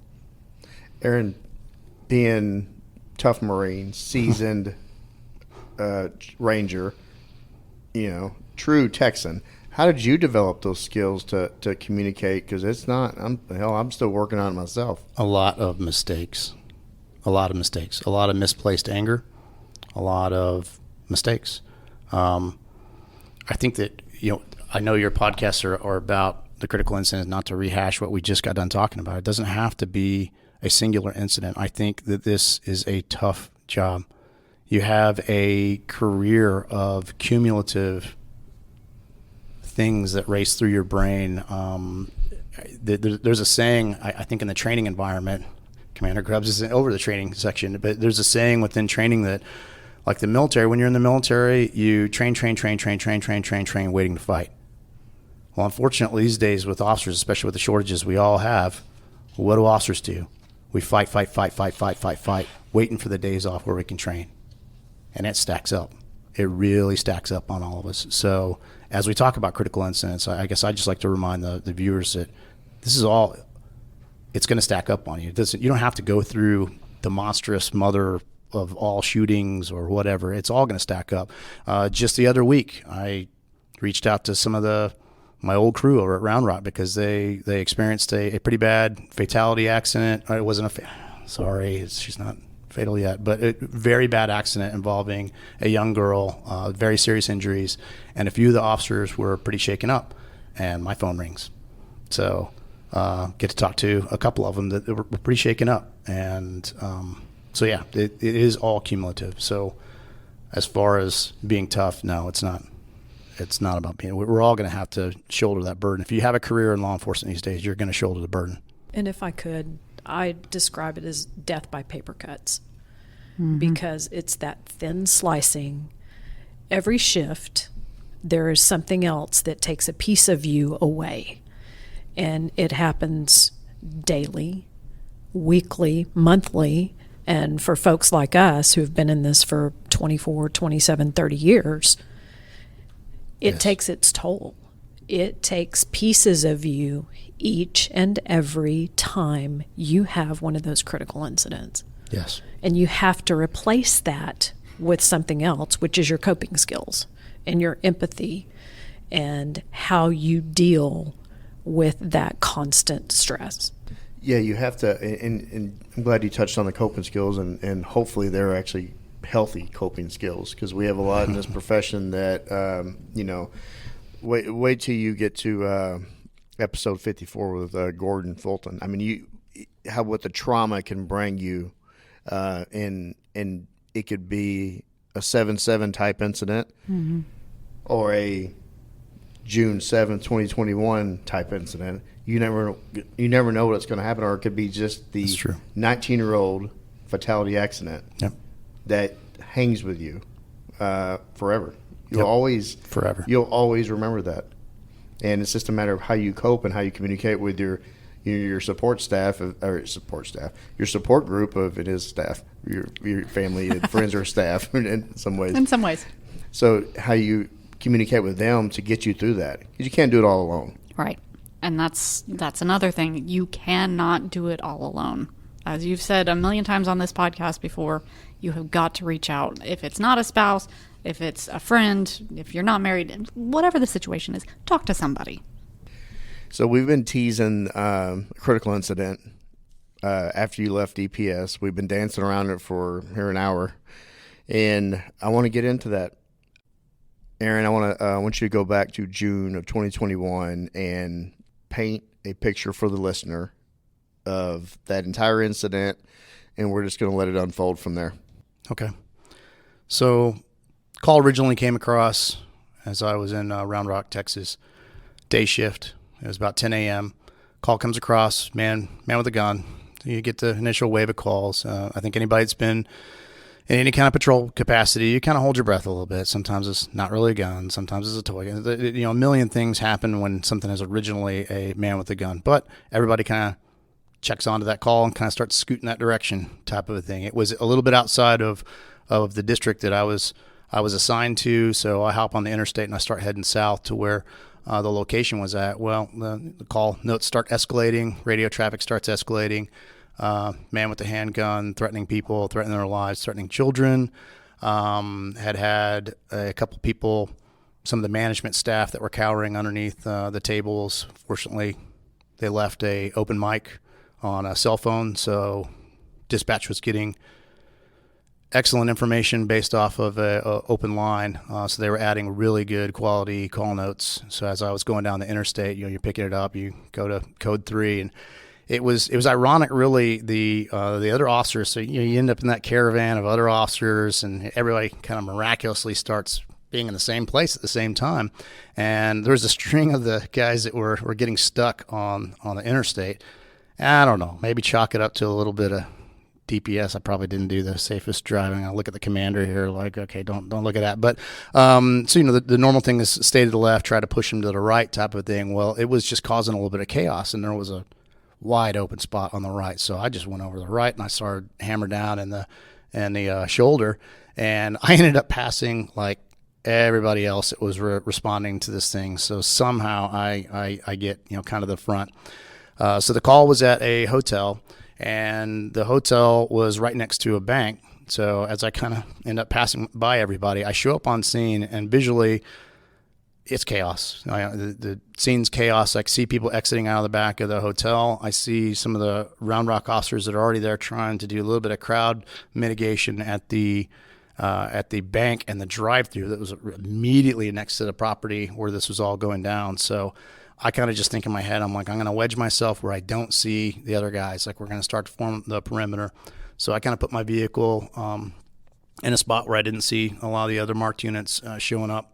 First thing I do, get out the M4, listen to the radio traffic, take another glance at the call notes on description and everything else. As soon as I grab the M4, make it ready, I remember looking at the heavier body armor, and I remember thinking, like, I just don't have time. I don't have the extra 20 seconds. I know. Commander's going to, like, laser beam through me here. But so, I know. Probably not the best decision in retrospect. But grab the M4 and go, and I see a very good friend of mine, Officer Norton. So James and I were up north. I'd like to say we're brothers. He was a young officer, but one of those young officers that, man, this guy could make some correct decisions. He was, for the amount of years that he had on, it's like working with a 15, 18-year cop, even though he only had four-ish years, 3-ish years on at the time. Very solid guy, solid tactician, solid officer. And I see him, he had parked kind of angular away from me, and I see him heading in with a small group. So I'm like, now, wherever Norton goes, I'm going. So I link up with Norton and Sergeant Bristow and another officer, Kevin Prouget, and we decide to go ahead and make entry because the calls had escalated to the point where the guy with the gun had been in the lobby and essentially taken hostages of some of the crew. Just to paint the picture a little bit, as we were arriving, there were some people exiting out the back and kind of running out the back, but one of the eerie things was the silence. Like, you'd think that you'd hear yelling or like aggravated male in the lobby, and it was just dead silence. And a couple of cars with doors ajar, like somebody had obviously just stopped in the middle of the parking lot and fled. Door was ajar. So I'm passing by these things, kind of making these mental notes like, okay, something's going on. I can't hear anything. We don't know what's going on. And nothing's coming through the earpiece at this point. So we decide to do a soft entry in the back where it was by the pool. Every holiday, pick any one of the hotels that everybody answers calls at. You got the rear with the pool area. We tried to enter through there, and that was kind of a fail breach situation. The key card that we had gotten off of one of the managers that fled out the back, or somebody that fled out the back, it wasn't opening that door, which would have given us the best possible way into the hotel. It would have given us a really clean angle entry. Would have been much safer. Well, the only other option, there were two other options at that point, and one was the side facing the IH-45, one of the main roads. So obviously we didn't want to go that direction because it was nothing but glass walls on that one side, and he would have seen us coming. So the only other way to enter was through one of those motion-activated doors by the elevator, and that was a gut check. So what we didn't know at the time was that the individual had been in there for a few minutes. He had essentially taken hostages of some of the management staff, brandishing a weapon, threatening to kill everybody. He was staging magazines, ammo at different locations on some of the furniture that was in the entry lobby area. My belief, looking back on it, and Commander Grubbs can weigh in or not weigh in because I don't want to necessarily put her on the spot. But you take a look at the footage. He was expecting us to come in the front. He was prepped and ready for us to come make an entry on that glass wall, the long glass wall to the main entry, and staging ammo and everything else. So we entered through the side, through that motion-activated door, and I got to say, that was, talk about trauma, talk about some of the things that I did, kind of some of the EMDR work, was ironically, of all things, that stupid motion-activated door. Everybody talks about time dilation and everything else in a critical incident, and we knew that was the only way in, aside from an area we didn't want to go. But as we stack up and we round the corner to like get the thing to motion activate, you got to stand in front of a dual glass that had just enough of a mirror tint on it that you could not see on the inside of it. So we essentially had to fan out, wait for the motion to activate, and the door, I swear, it seemed like it took like 10 seconds to open. It didn't really, but in your mind, you're just like, my God, if it's going to be right here, and I'm never going to see it coming. I remember mentally preparing for the rounds to come out of the kind of that mirrored glass door, but it didn't. It opened it up, And me, Fruget, and Norton, we go in. And Norton, I can't give this guy enough credit. He had the superior angle on the left side. So he was kind of leading off. He had about a half step ahead of me and Fruget. I'm trying to cover down on a couple of the there was a exercise room. I'm trying to cover areas that he could have been bunkered out.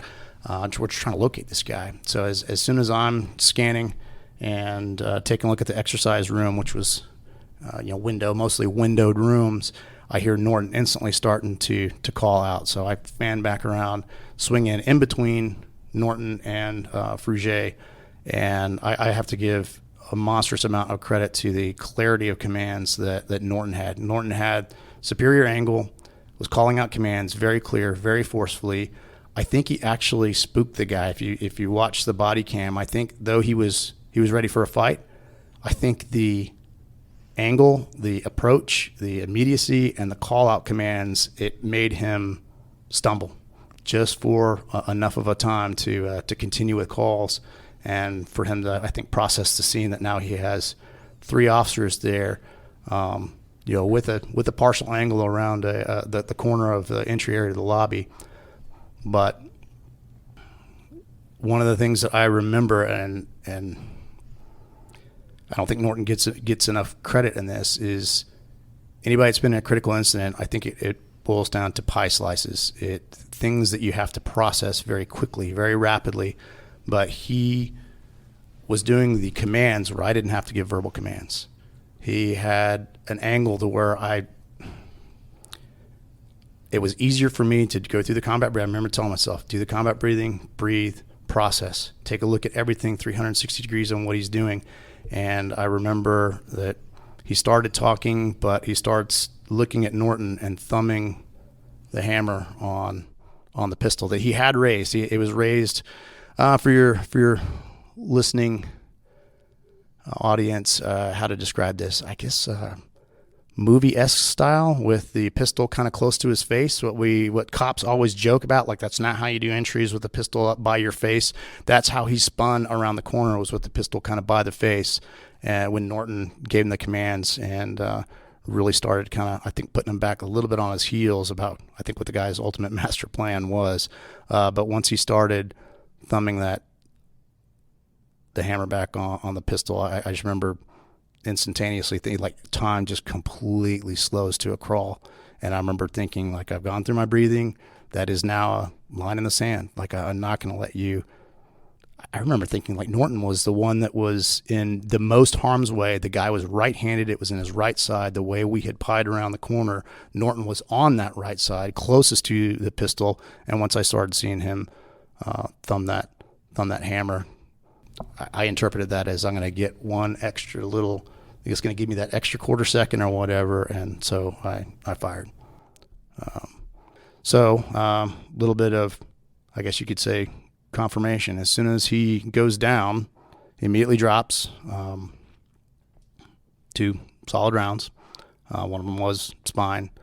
So he goes down, the pistol kind of skitters away from him close distance. Well, he immediately reaches over to grab the pistol and re-engage. And I remember, we gave commands and were able to get the weapon away from him. But that was just kind of that was a bit of a wake-up call, I think. Is in a way, it was very validating, because it was a gut check. Like, did I make the right decision? Did I not make the right decision? Did we not give him enough time? Did we not talk to him more? A million things go through your mind. But once I saw him reach to re-engage with that pistol, it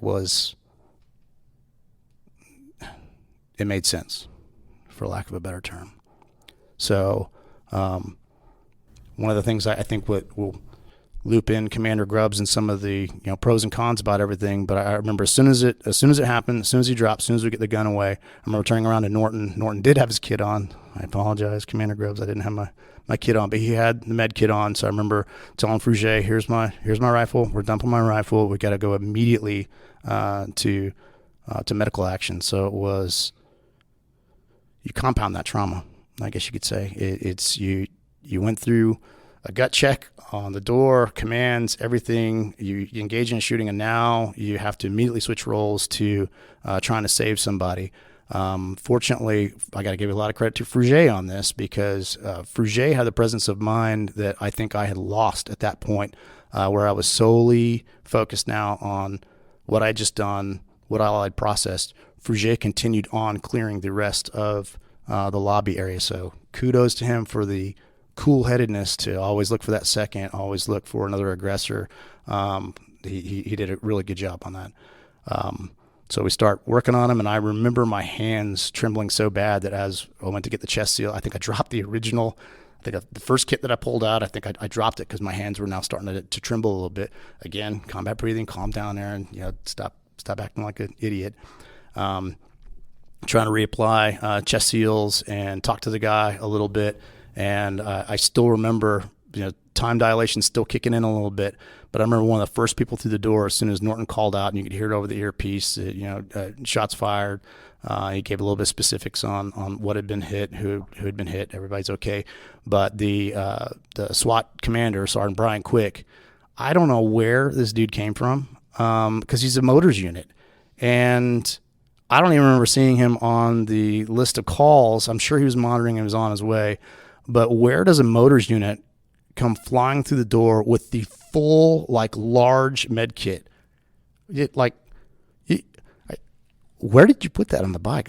Quick, I still don't know where you got that thing from. But the other door's open. I see him coming in with that the large trauma kit and everything, and being a little bit confused, like, how's the motors guy have a trauma kit? But I swear to God, that dude had wings on him, because here he is coming in. Norton and Fruget are occupied with security still, and you can still smell the cordite in there, everything going on. But immediately Brian comes over, rips open the kit, and very cleanly starts going through, cutting the clothing, helping me out with the kit. And I remember, maybe on video, I think I even said, under breath, I was like, thank you. I was having a hard time controlling now, because the adrenaline dump is happening, and your fine motor skills are starting to get a little bit shot here with trying to put chest seals on and do everything else. And he was like, I got you.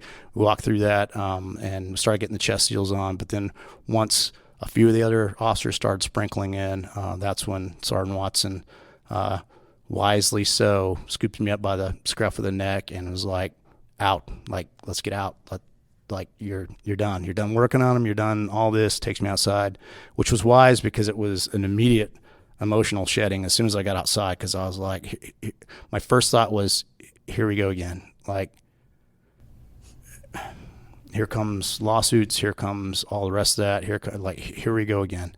So I started kind of emotionally breaking down. He saw that, so he's like, almost like arm carrying me, like, come on, get to the car. And get to the car, hands me a bottle of water, and sits down just real briefly. He's like, I don't know if any of your listeners have ever seen the I think the guy ended up getting a Medal of Honor, the captain that loaded up one of his soldiers onto a Black Hawk in Afghanistan, goes out taking fire. They land the bird, and he comes over, he reaches over, and he kisses the guy on the head. And later, the guy passes, but on video, just random thing. But I still remember, Watson, holding me. He's like, it's going to be all right. Calm down. Get water. Think about what we got to do. Take deep breaths. And that's whenever I was like, I need to use your phone. To Gretchen's point, I was like, first call ain't gonna come from commander. Everybody's now showing up, all the rest of that. So the first thing I could think of was I got to get on the phone, and I got to tell Gretchen that what had happened before the news started picking it up and everything. So, but I do remember I didn't have my phone. I don't know where my phone was at. It could have been in my pocket for all I know, and I just didn't. Watson shoves phone in my face, but I remember doing the hold the phone up. No, hold it, no. What do you say? That's one of the things that I think you don't think about too much. You think about all this post-shooting stuff. You go through all this training. Yeah, how do you actually dial the numbers and tell your significant other, I've just been in what? How do you describe it? Do you describe it as a shooting? Do you describe it as a critical incident? Do you say, I'm okay? What do you say? So I don't even actually remember what I said. I remember I was like, are you at work? I'm okay. I've been in a shooting. And I remember she was kind of stoic, silent over the phone a little bit. But I remember having a very kind of brief call, because now everybody's starting to congregate, or the chiefs are showing everything's starting to happen quickly yet slowly at the same time, and shooting that first phone call out. So I'll kind of stop talking now, and I'll let you, Gretchen, process where you're at and the impact to you on that. So I'll paint you my word picture. This is June 7th, 2021. Legislative session had ended 1 week before that. And my job in government relations here, that's everything for my job. The legislative session is crazy. TCOLE was going through our major agency sunset review, which to those outside the state may not be as familiar with, but it's a deep dive into every state agency that happens periodically. And we had just gotten through that, but not gotten through that because a lot of political things happened at the end of legislative session. And so we had session end on a Monday. That Thursday, we had our quarterly commission meeting. And then the following Monday was June 7th. And so, here I am thinking I'm going to work for a normal Monday. This is my first day back at work, kind of maybe back at a little calmer pace, and everything's going to be all right. Moment to breathe, right? Wrong. So I had just gotten out of a meeting. I was walking back to my office, and I've got a watch that shows me if I'm getting a call on my personal phone, and it shows up with a 512 number. And side note, I've got an 817 personal number that I've had since college, and so it's actually a helpful screening tool. So when I get a 512 number, it's usually pretty intentional. It's not just a spam call. So it was a number that I didn't have saved, and I kind of brushed it off. Dentist's office. That's right. Yeah. And I was going back to my office, but I made a stop at my coworker's office, and we have adjoining offices. It's like adjoining hotel rooms where there's a pass-through door in between. So I'm sitting in a chair in his office. I can look into my office, and number comes up again. Like, that's weird. So as I'm going, it ends, and as I'm going back to my desk to pick up my phone to answer it, it's ringing again. And okay, something's clearly going on. And so I remember answering the phone. Hello? Like, it's me. And just kind of caught off guard. It's Aaron. I'm like, oh, crap. Okay. And yeah, so he says, I'm okay, but I've been in a shooting. Like, okay. So immediately thinking, okay, what's going on? And so I started my interrogation of like, okay, are you actually okay? Like, yes. Completely uninjured. Like, I want to use my words very clearly here. You are completely uninjured, because if he's like most other cops, which I think that's probably the case, they tend to downplay some injuries and not necessarily give the whole vulnerable picture, right? So I wanted to be very clear about that. Like, okay. And he established, yes, I am completely uninjured. Okay. How about the people that you were with? Yes. Only bad guy down. Okay. All right. So have a little moment. He's like, I gotta go. I'll call you later. I'll fill you in. Can't really talk right now, but I want to let you know. Deep breath. Okay. Hang up the phone. Have a little moment to myself in my office, and went back into my coworker's office. We were good friends, Mike and too, and by that point, my boss, who's since retired, Kim Vickers, and our general counsel, who is our current interim executive director and has been gracious enough to give us this space, John Beecham, we're all, kind of close-knit group. They're all in my coworker's office that joins mine at this point. So I round the corner to go back into Mike's office, and John sees me and kind of gives me a look, because clearly something's going on. And all my intentions of being this stoic, proud, I'm a cop's wife situation went right out the window.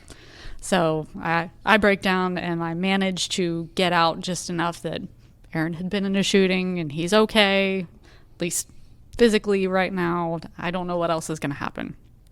And this is where I will say I had, again, kind of going back to having worked in the law enforcement world and work around coworkers who are officers and have their own storied careers. None of us really knew what to do in that moment. So it's like, okay, let's have story time. So, my boss talked about a time, again, supporting that notification part of, his wife had gotten a call from a dispatcher. Hey, we don't really know where he is right now, but he's in the woods trying to find an armed suspect. That's a really terrible idea to call his wife in that situation when you have no idea that anything is wrong or what could be wrong. And then, Mike, my other coworker, was saying, yeah, and I had heard this story before of a time where he had gotten in a really bad car wreck on duty, and the captain and whatever leadership were going to go to his house, and he was working nights, and knock on his door and wake up his wife. And what do you think if you're a wife of an officer in that moment? The worst has happened. So, again, terrible idea, but ways to highlight how right this whole situation was handled. So we sit there for a little bit and, kind of not really knowing what to do, shoot the breeze. Of course, the whole time my mind's going a million miles an hour trying to think of, okay, what is he doing right now? What's the next steps? How long is it going to be before I get to see him? And what's the situation going to be like at that point? And so probably I'm glued to my phone at this point. Probably wasn't going to miss that call again. About 20 minutes later, the second call that I got was from Commander Grubbs. And let me stop you there to preface what happened on the back end. So push pause on that call. So I get escorted back to PD headquarters, and we're kind of in a little ready room setting. And I got to give Commander Grubbs a lot of credit on a number of things. But one of the critical things that she did, that body language and everything else, but going straight to me. Not straight to the scene, not straight to other officers, not straight to the Axon upload, not straight to everything. It was by the time I hit PD headquarters, and I don't know where y'all found it, was the softest, it's the hidden chair or something like that. This thing's oh my, yeah, it is the softest chairs in the universe. And I'm sinking into this chair. About the time that I can feel my heart kind of start to slow down a little bit, she just bursts open the door with eyes of fury. We kind of look at each other, and she's doing the cop 360 up and down me, you're okay, and and then she saw, I could see it in her face soften up and ask me, are you okay, how are you doing, all the rest of that. And it was a short conversation, but I remember saying ma'am, I need you to do me a favor, because I know where her brain is going. I was like, can you pick up your phone? Yeah, she knows me. Literally my arm could be over on the table getting ready to get surgically reattached or something like that. Yeah, and I I'm probably would have fine. minimized it. I'd be like, it's okay. We'll go to the hospital later on. But so I asked her, I was like, can you call Gretchen and talk to her and truly tell her I'm okay. She's going to ask you, are you looking at, I gave the rundown, which went to script. And so I said, please call. So I'll actually then turn it over to Commander Grubbs. So it was punt, phone's yours. And then now she's got to call only the second call now to Gretchen, who's having her moment. Yeah. So he skipped one of my first questions, which was, have you contacted your wife? Does she know what happened? Yes, but I don't think she believes me. So could you please call her and let her know that I'm okay? And I call. I said, I am looking at him. He is safe. He is at the PD. Everything is okay. Can I come get you? Or are you okay to drive? And I believe you asked me at that point, you mean I can come there and be with him? I said, yes, absolutely. The sooner the better. And if you don't feel like you can drive, I will come and get you. Yeah. I remember saying, well, I didn't know that was an option, but yes, I would like to be with him. And so I let my boss know what was going on, and I hightailed it up to Round Rock. And in retrospect, maybe it wasn't the best idea for me to be driving in that moment, but it was the choice that I made. And, also thinking about it, getting ready to tell this whole story, I think it also in some way gave me time to myself to start thinking through what was going to be happening. And of course, you go through the entire, it's a 20-minute drive, but you go through the entire range of emotions. Everything from anger at the guy who caused this whole situation and how dare you point a gun at my husband, to what does this mean for us? How is he going to handle this? Is he going to shut down and not talk about it? What is this going to mean for our marriage? What does, like, all of the things that you could possibly think about in a 20-minute span. I hightailed it up to the Round Rock Police Department, and Commander Grubbs had said, tell them to ask for, when you get to the front, tell them you're here to see Commander Grubbs, and they'll come get you. And so, I get up there, and the person that was at the front desk said something like, yeah, I don't know what's been going on, but I looked out the window and all these cars were flying out of the parking lot. And I kind of took a deep breath. I'm like, how do I handle this thing? Yeah, that's why I'm here. And left it at that. And so somebody came out and got me. And, I had been coaching myself in the car the whole time amongst all of these other thoughts. Like, okay, you're going to get there. And you're not going to break down, and you're going to be strong, because the last thing that he needs right now is to be taking care of you while he's in this situation, because this is really him going through this, and he doesn't need that right now. So you're going to be strong, and you're not going to cry, and you're going to get through this. And of course, we get into that peer support room, and the second I saw him, that all went out the window. It sounded like a real good plan at the time, but it just didn't quite work out that way. And so that was the beginning of the journey. When you first saw him, what went through your mind when you finally got there to that 20-minute drive? Mostly, okay, he really is okay. There's no holes in him, because I think Commander had even confirmed that was the case, but I got to see it for myself. And I remember it sticking in my mind for some reason that, he's already changed, because they had gone through the whole process of starting to take photos and take his uniform off of him and everything, because he was in a undershirt and shorts by then. And okay, let's, and so, the staff that was all there and had been gathering around, there's kind of a conference room and then an inner room that's just got the comfy chairs that we were talking about. And so, he and I went into the inside room, and everybody else kind of gave us a few minutes. And so we stood for a minute and cried, and he's like, I'm okay. And at this point, you didn't know any of the specifics of the incident? Not specifics. He had told me, I think, that a guy was threatening people with a gun at the hotel. I didn't know if you'd looked on the phone. Checked on the phone. I don't think anything had been released at that point. Yet? Okay. And so, we went into the peer support room, and for the next few hours, it was kind of a rotation of people coming through, and that was really the very beginning. I don't know that it's a journey that ever truly ends, but that was the beginning. So part of what I think is highly successful that Round Rock did, of course, there's always learning moments and everything, but getting me off the scene, stopping me from continuing to do that medical care, that was a good decision. But the immediate support that Commander Grubbs had, and then Sergeant Watson, who was also there on the back end, they're readying food. They're readying,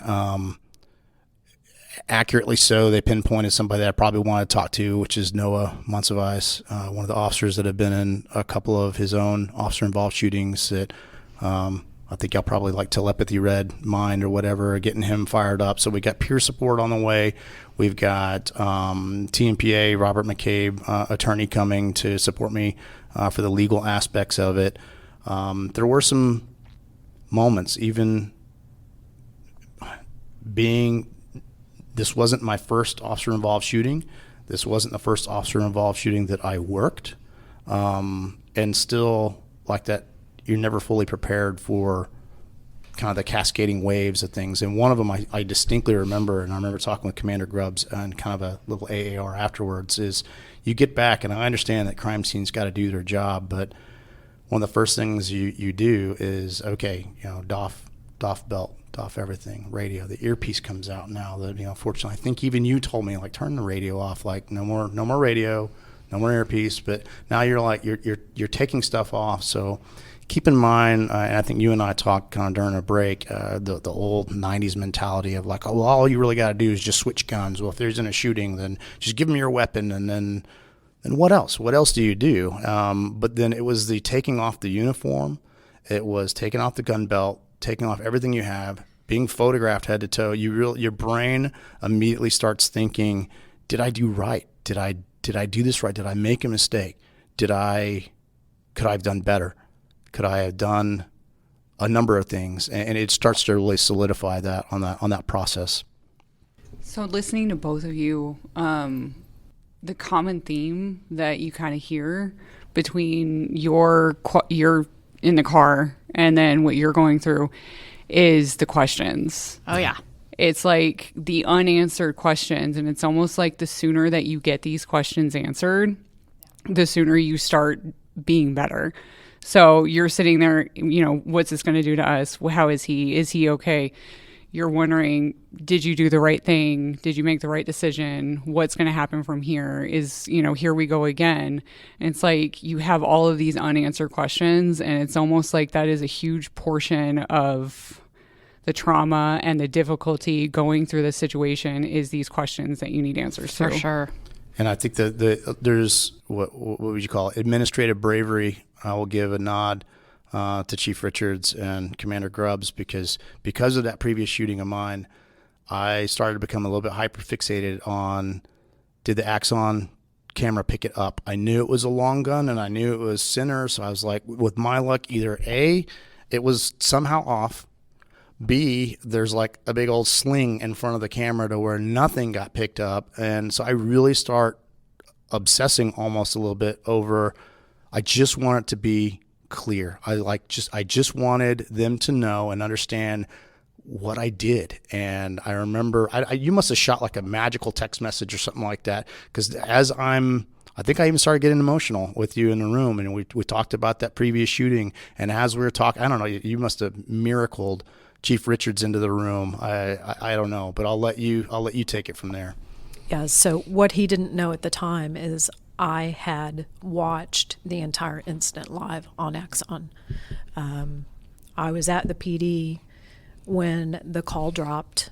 I was recovering from surgery, so I couldn't go out into the field, but God had a plan that day. I was exactly where I needed to be.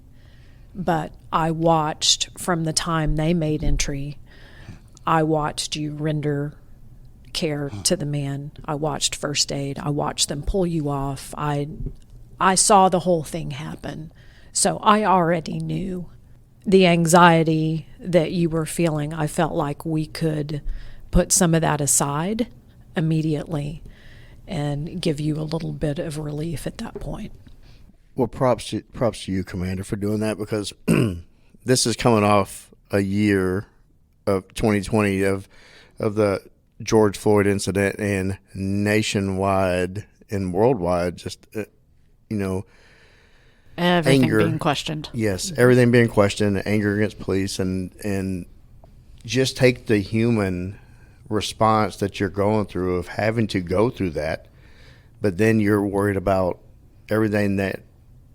It's hard not to think in a negative state, right? It was very tough on I still remember, and I probably cheated this a little bit and like misdirected Sergeant Watson, but whenever I was sitting in his vehicle, the first and only thing, I didn't want to look at the call screen anymore. I didn't want to see the notes that were getting added. And I remember immediately going to the map because I couldn't quite remember if this particular hotel, which sat very, very, very close to Williamson or Travis County, and Travis County has, I think we could all agree, an active DA right now. So I remember seeing my hand shaking as I started to zoom in on my location and then see that magical dotted line that I was in Williamson County, not Travis County. Because from what I had heard later on, I guess Travis County had already showed up. I guess their DA shooting team or whatever had already showed up out there. I was also very, so yes, that was also going.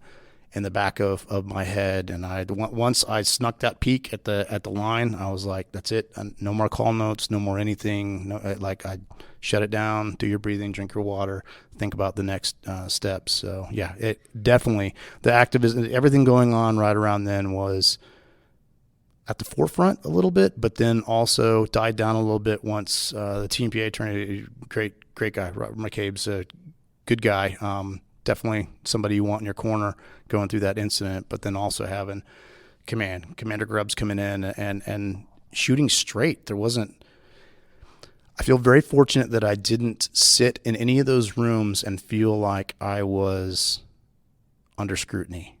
Though we all know from a command perspective, I know that there is that level of scrutiny. They didn't make me feel that way. So I can't give enough about like the brother sisterhood over there, that Round Rock Police Department. I cannot say enough about how they're structured over there, because it was family.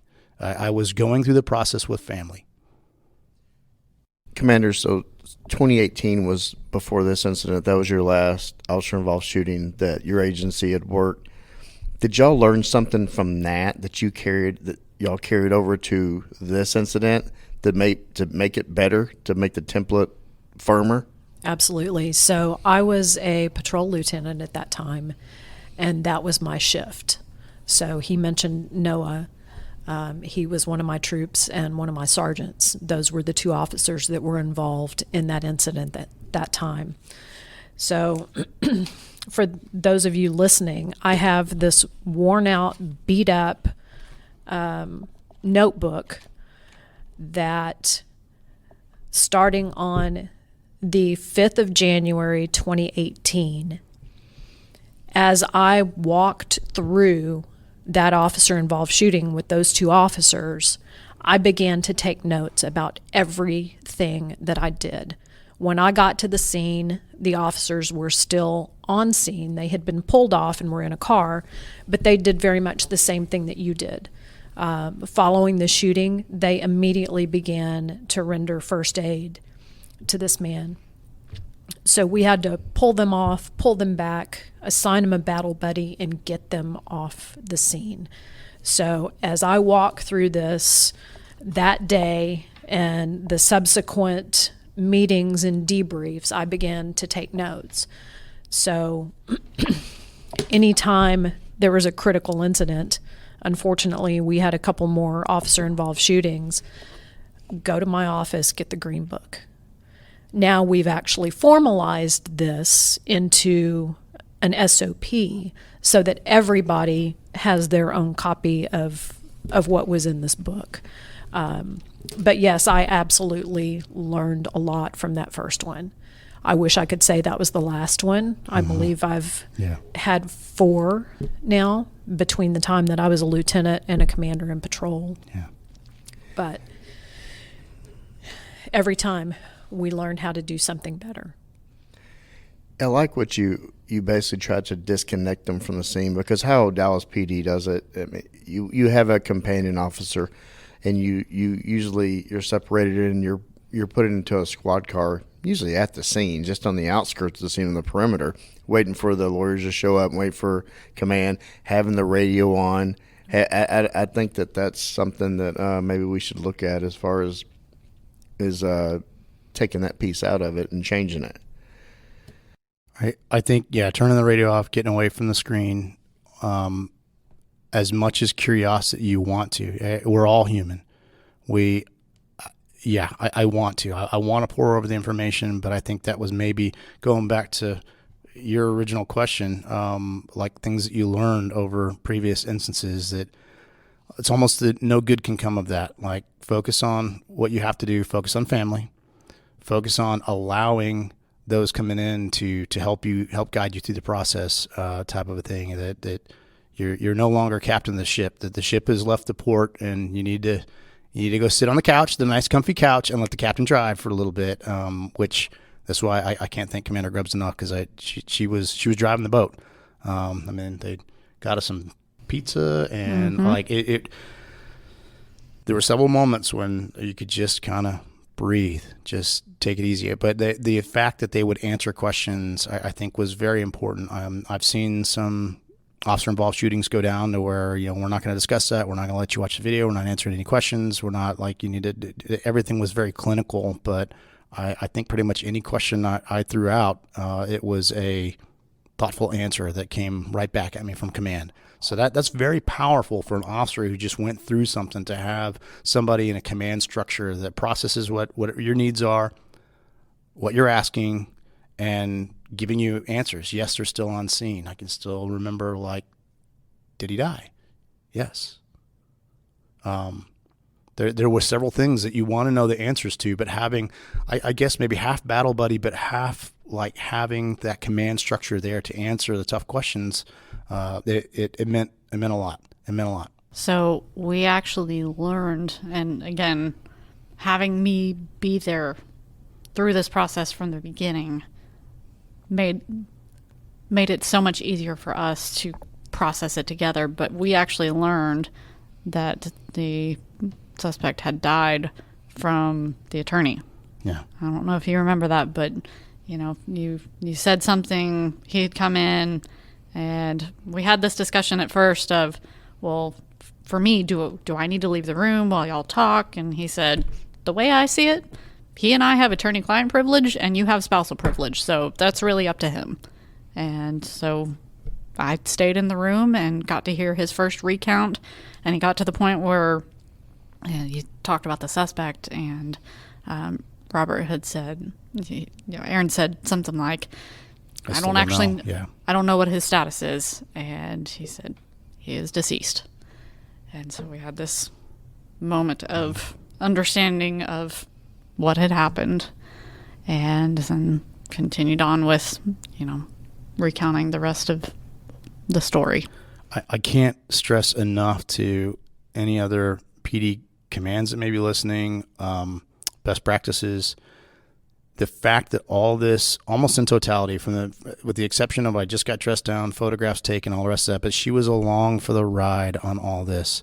The attorney conversations, the conversations with Commander Grubbs, the conversations with, you know, being greeted by Jason Watson, my peer support, Noah, who'd been through shootings, come in, talk to, like, she was there for all of that. And I can't stress how important that process was.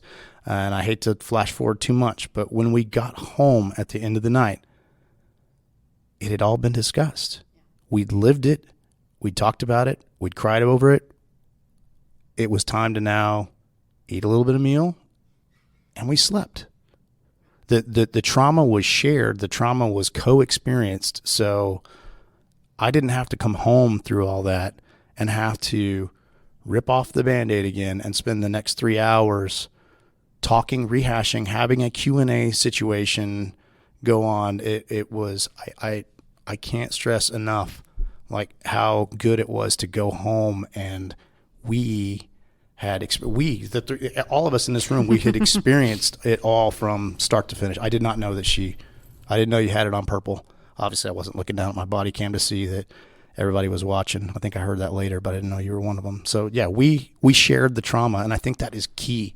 I wasn't locked away in a secret room, and I wasn't escorted off and, like, you know, with the light bulb on and questioned immediately. All that came later on. We experienced the trauma. You were treated as a victim and not as a suspect, and that was huge.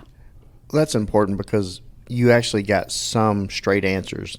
Yes. That could be answered at that from a legal standpoint. You got straight answers that night from people that were in the know and could tell you to put you at somewhat ease, because, you know, there are some things that are out of everybody's control of how anything's going to be spun or you know, armchair quarterback a week or two later.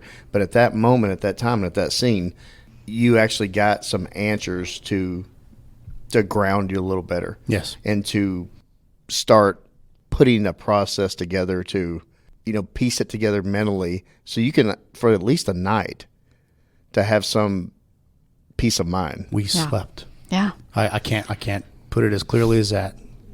And I think it's important to note that, I mean, the investigation part of it still went on. Sure. So there is a way to do both at the same time. Have the investigation, which is the necessary part of the police department, is to make sure that everything's copacetic or whatnot. But there's a way to do both of them where you can have the investigation, but you can also look after the officer and the family and make sure that everybody's okay. Because even just going home and being able to sleep after trauma like that is huge. So important for processing, recovery, recovering from it. And my two instances in the shootings were kind of night and day, so the experiences were very different, yet commingled. I think Commander Grubbs saw that on my face, being able to have some of that. But I'm actually interested to hear, I didn't know Commander Grubbs watched that live. That now makes a lot of sense as you and I think about the shared experience. But you were talking earlier before we even started the podcast that you had your own example of kind of the 180-degree difference that I think helped you help me. So what is that? Because now I'm curious about what you went through that was difficult. Where my trauma started. Yes. So mine started July the 15th, 2000. My husband was working as an officer in a local jurisdiction. I was working as a reserve officer elsewhere. In bed at 2:15 a.m., I got a phone call from my husband's partner. He was screaming in the phone and crying and said, "There has been an accident. You have to get to the hospital right now." Oh, my God. And disconnected. Oh, my God. So I get in the truck and I'm calling dispatch saying, "Hey, I need to know what's going on." "Well, we can't tell you." I said, "I'm an officer. You can tell me what is going on. You can tell me enough to know if he's dead or alive, at least." Unbeknownst to me, I was driving past the accident scene where my husband had been hit by a drunk driver. So mere seconds before his vehicle was hit from behind, he told the violator, "Let's step out from between the cars in case somebody hits us." It was a Fort Hood soldier who had been drinking at 6th Street all night, hit him at highway speeds, flipped him up over the back of the car and into the ditch. So I'm trying to get information over the phone from dispatch. Nothing. I get to the hospital and run into the emergency room. I'm still okay. Like you, I'm thinking I'm going to hold this together. I got this. I've got this. Not going to cry. Yep, I've got this. Walk into the emergency room and the nurse says, "Well, what can I help you with?" And I said, "My husband's been in an accident. He's an officer. They're bringing him here." And she looks at me and says, "Oh, no, honey, they're not bringing him here. They're taking him straight to Brackenridge," which was the only level 1 trauma center at the time. I found out something really unique about my response to severe trauma that night. My knees buckled out from under me. And I'm trying to process this and how am I going to get to Brackenridge? And the doctor came out he had heard this exchange and saw me fall into a chair, and he said, "Okay, breathe." I heard him talking in the ambulance. He was conscious. I can tell you that they are not bringing him here simply because of the fact that he is an officer and he needs a trauma center. How can I get you to the hospital? Wow. So then I get all the way downtown Austin and walk into the emergency room there, and I round the corner and his partner runs at me bawling and crying and screaming and just grabs onto me. Okay, he's dead. And I can see his boot sitting on the end of a bed and there's nobody there. So I just immediately thought that he was dead. He ended up with nerve damage and concussion and a lengthy recovery. During the time that he was recovering, I got pregnant with our first child. 3 months later, when he went back to work, I lost our first child one of the first nights that he was back at work, because during this entire time of recovery and everything that went on, we were on an island by ourselves. There was little contact from the agency or from the officers, but I vowed that night, if I am ever in a position to keep someone from going through this trauma the way I went through it, that's what I'm here for. And you did it did. amazingly well. Well, and, the unfortunate part is it took that to get this book and to be there that night. But I heard your heart on the phone, and I was immediately on the phone at 2:15 in the morning, getting that phone call from someone who didn't take the time to think about how that was going to affect me at that time.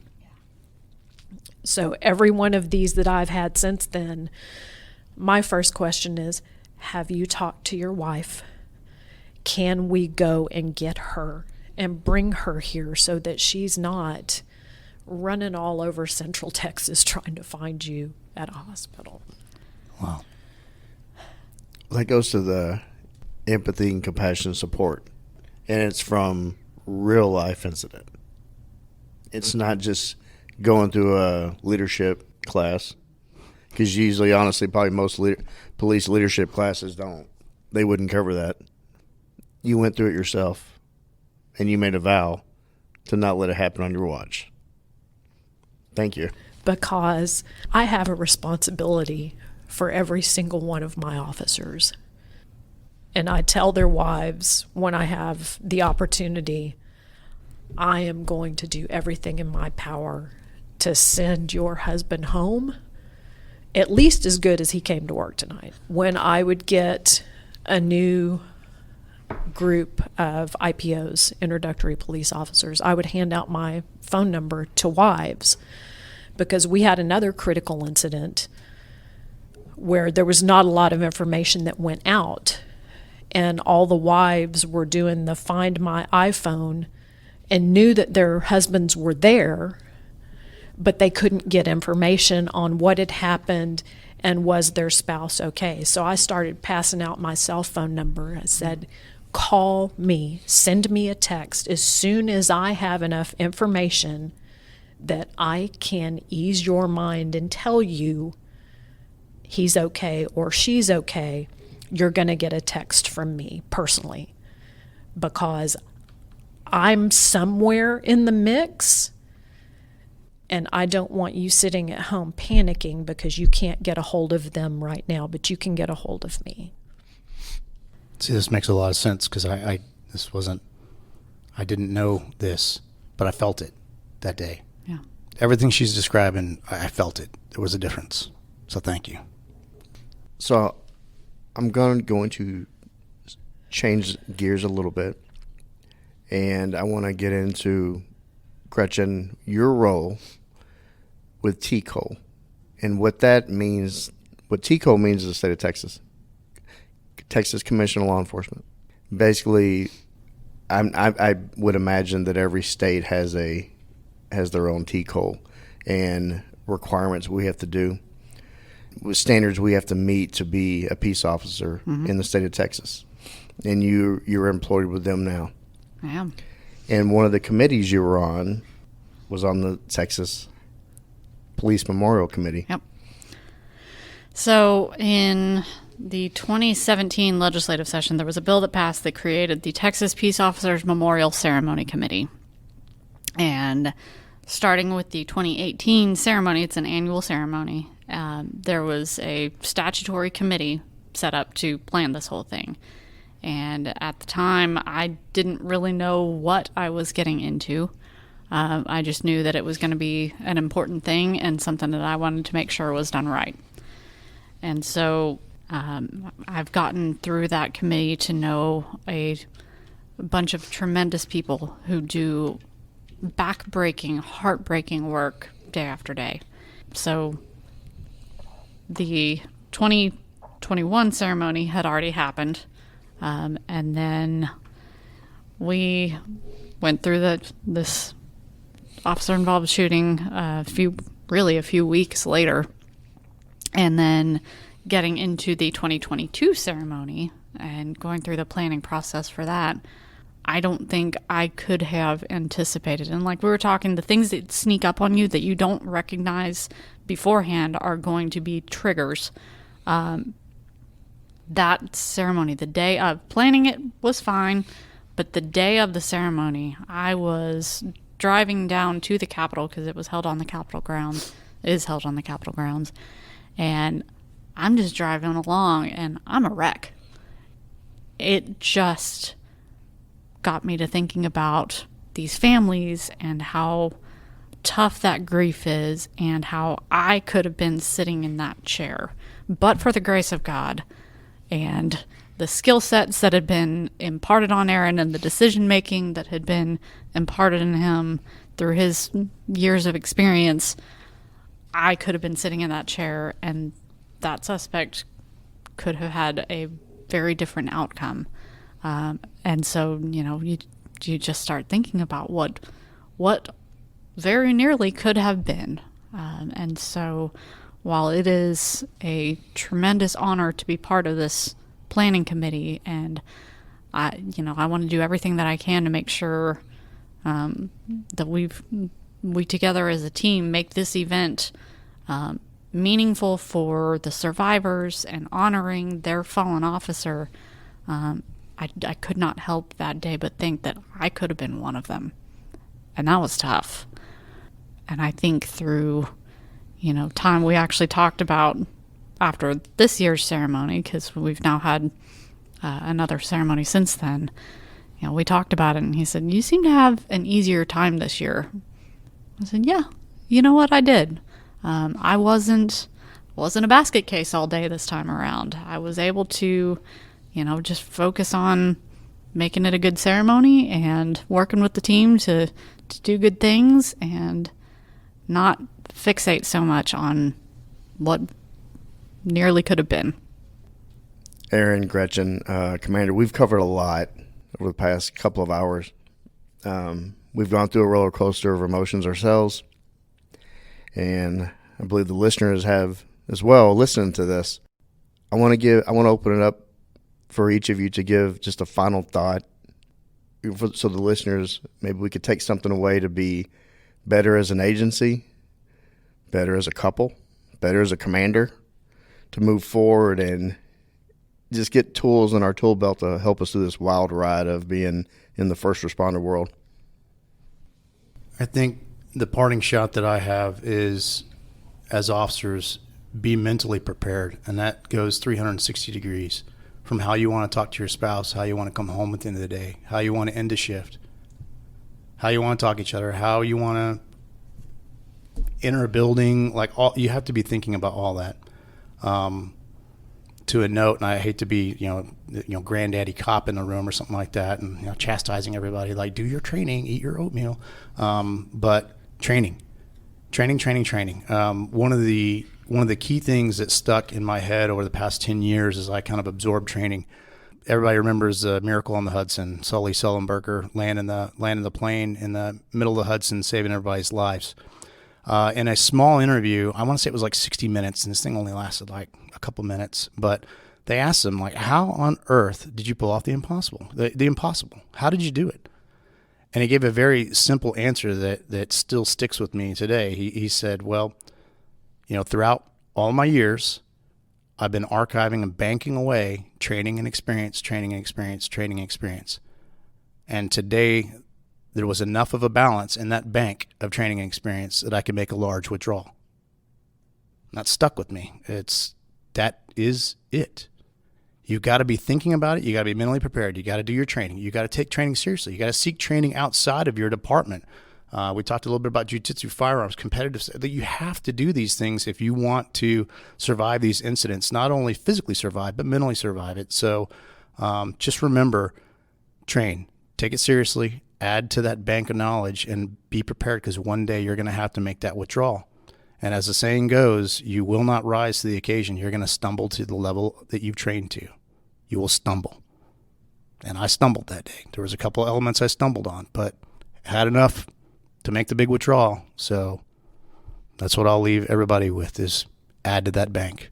And I can't thank the Round Rock PD enough. And, listening, you're just sitting here listening, it all makes sense now, because I didn't know that about your background. It all makes sense as to why this came together as a positive experience for me.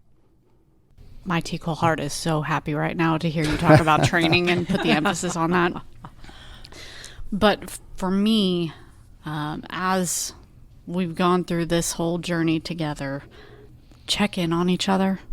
And I think that was one thing that we did. And when I came to a point where he said, Commander Grubbs did point out that therapy and counseling services are available to not just me, but to both of us. It might be time for you to make that call. And I did, and I'm very grateful that I did. Number 2, there's going to be those little stumbling blocks in a different way, but those triggers that are going to catch you unawares. And so I would encourage anybody listening to seek out that help that's available to them. It makes a world of difference. It did for me. EMDR is it's kind of an amazing thing, and it was described to me by the therapist that I saw as, it's going to sound like voodoo, but it actually works. And it did. And so, that's true for all different levels of trauma. EMDR can be helpful, and seek out the help that is available to you. My final thoughts are something that I share with our cadets frequently. You don't pick the moment picks you. And all of our experiences, everything we do, leads up to that critical moment. And you have to be ready in the moment. Whether you are the one on the front line facing the danger, or you are the one responsible for that person and their well-being. Make sure that you are prepared when that opportunity presents itself, because you don't get another shot at it. It is a one-time do this right now. I think that's a perfect way to wrap it up. Thank y'all for sitting down with us. Commander, you're amazing. I'd work for you any day. Gretchen, it's an honor to have met you and to get to know you better. And I think the ATO listeners they're gonna know the Grigsbys now moving forward and understand what we go through, and they're gonna hear y'all's passion for service and dedication to not only the state of Texas but to this profession. Aaron, you say you're a quiet guy, but I didn't get that at all. You did amazing. You're an amazing couple, and I think you're a nice template for others to first responder couples to strive to be. Thank y'all for sitting down and doing this. Thank you. Thank you. Thanks for having us. Hey brother, hey sister, I'll never give up on you. Hey Mrs., hey mister, I'll see this all the way through. No matter how far the sun and the moon, I'll never give up on you. Down when you're lonely, I'll pull you up. Life leaves you heavy when the going gets tough. I'll be your shoulder, together we'll run. Up from the bottom, yeah, we'll rise above. Hey brother, hey sister, I'll never give up on you. Hey Mrs., hey mister, I'll see this all the way through.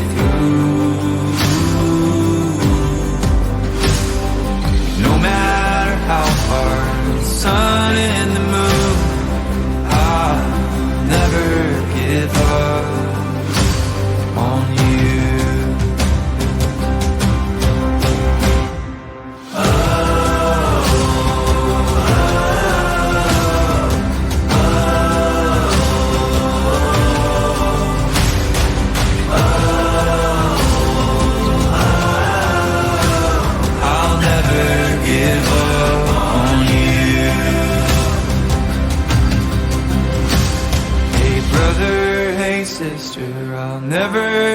give up on you.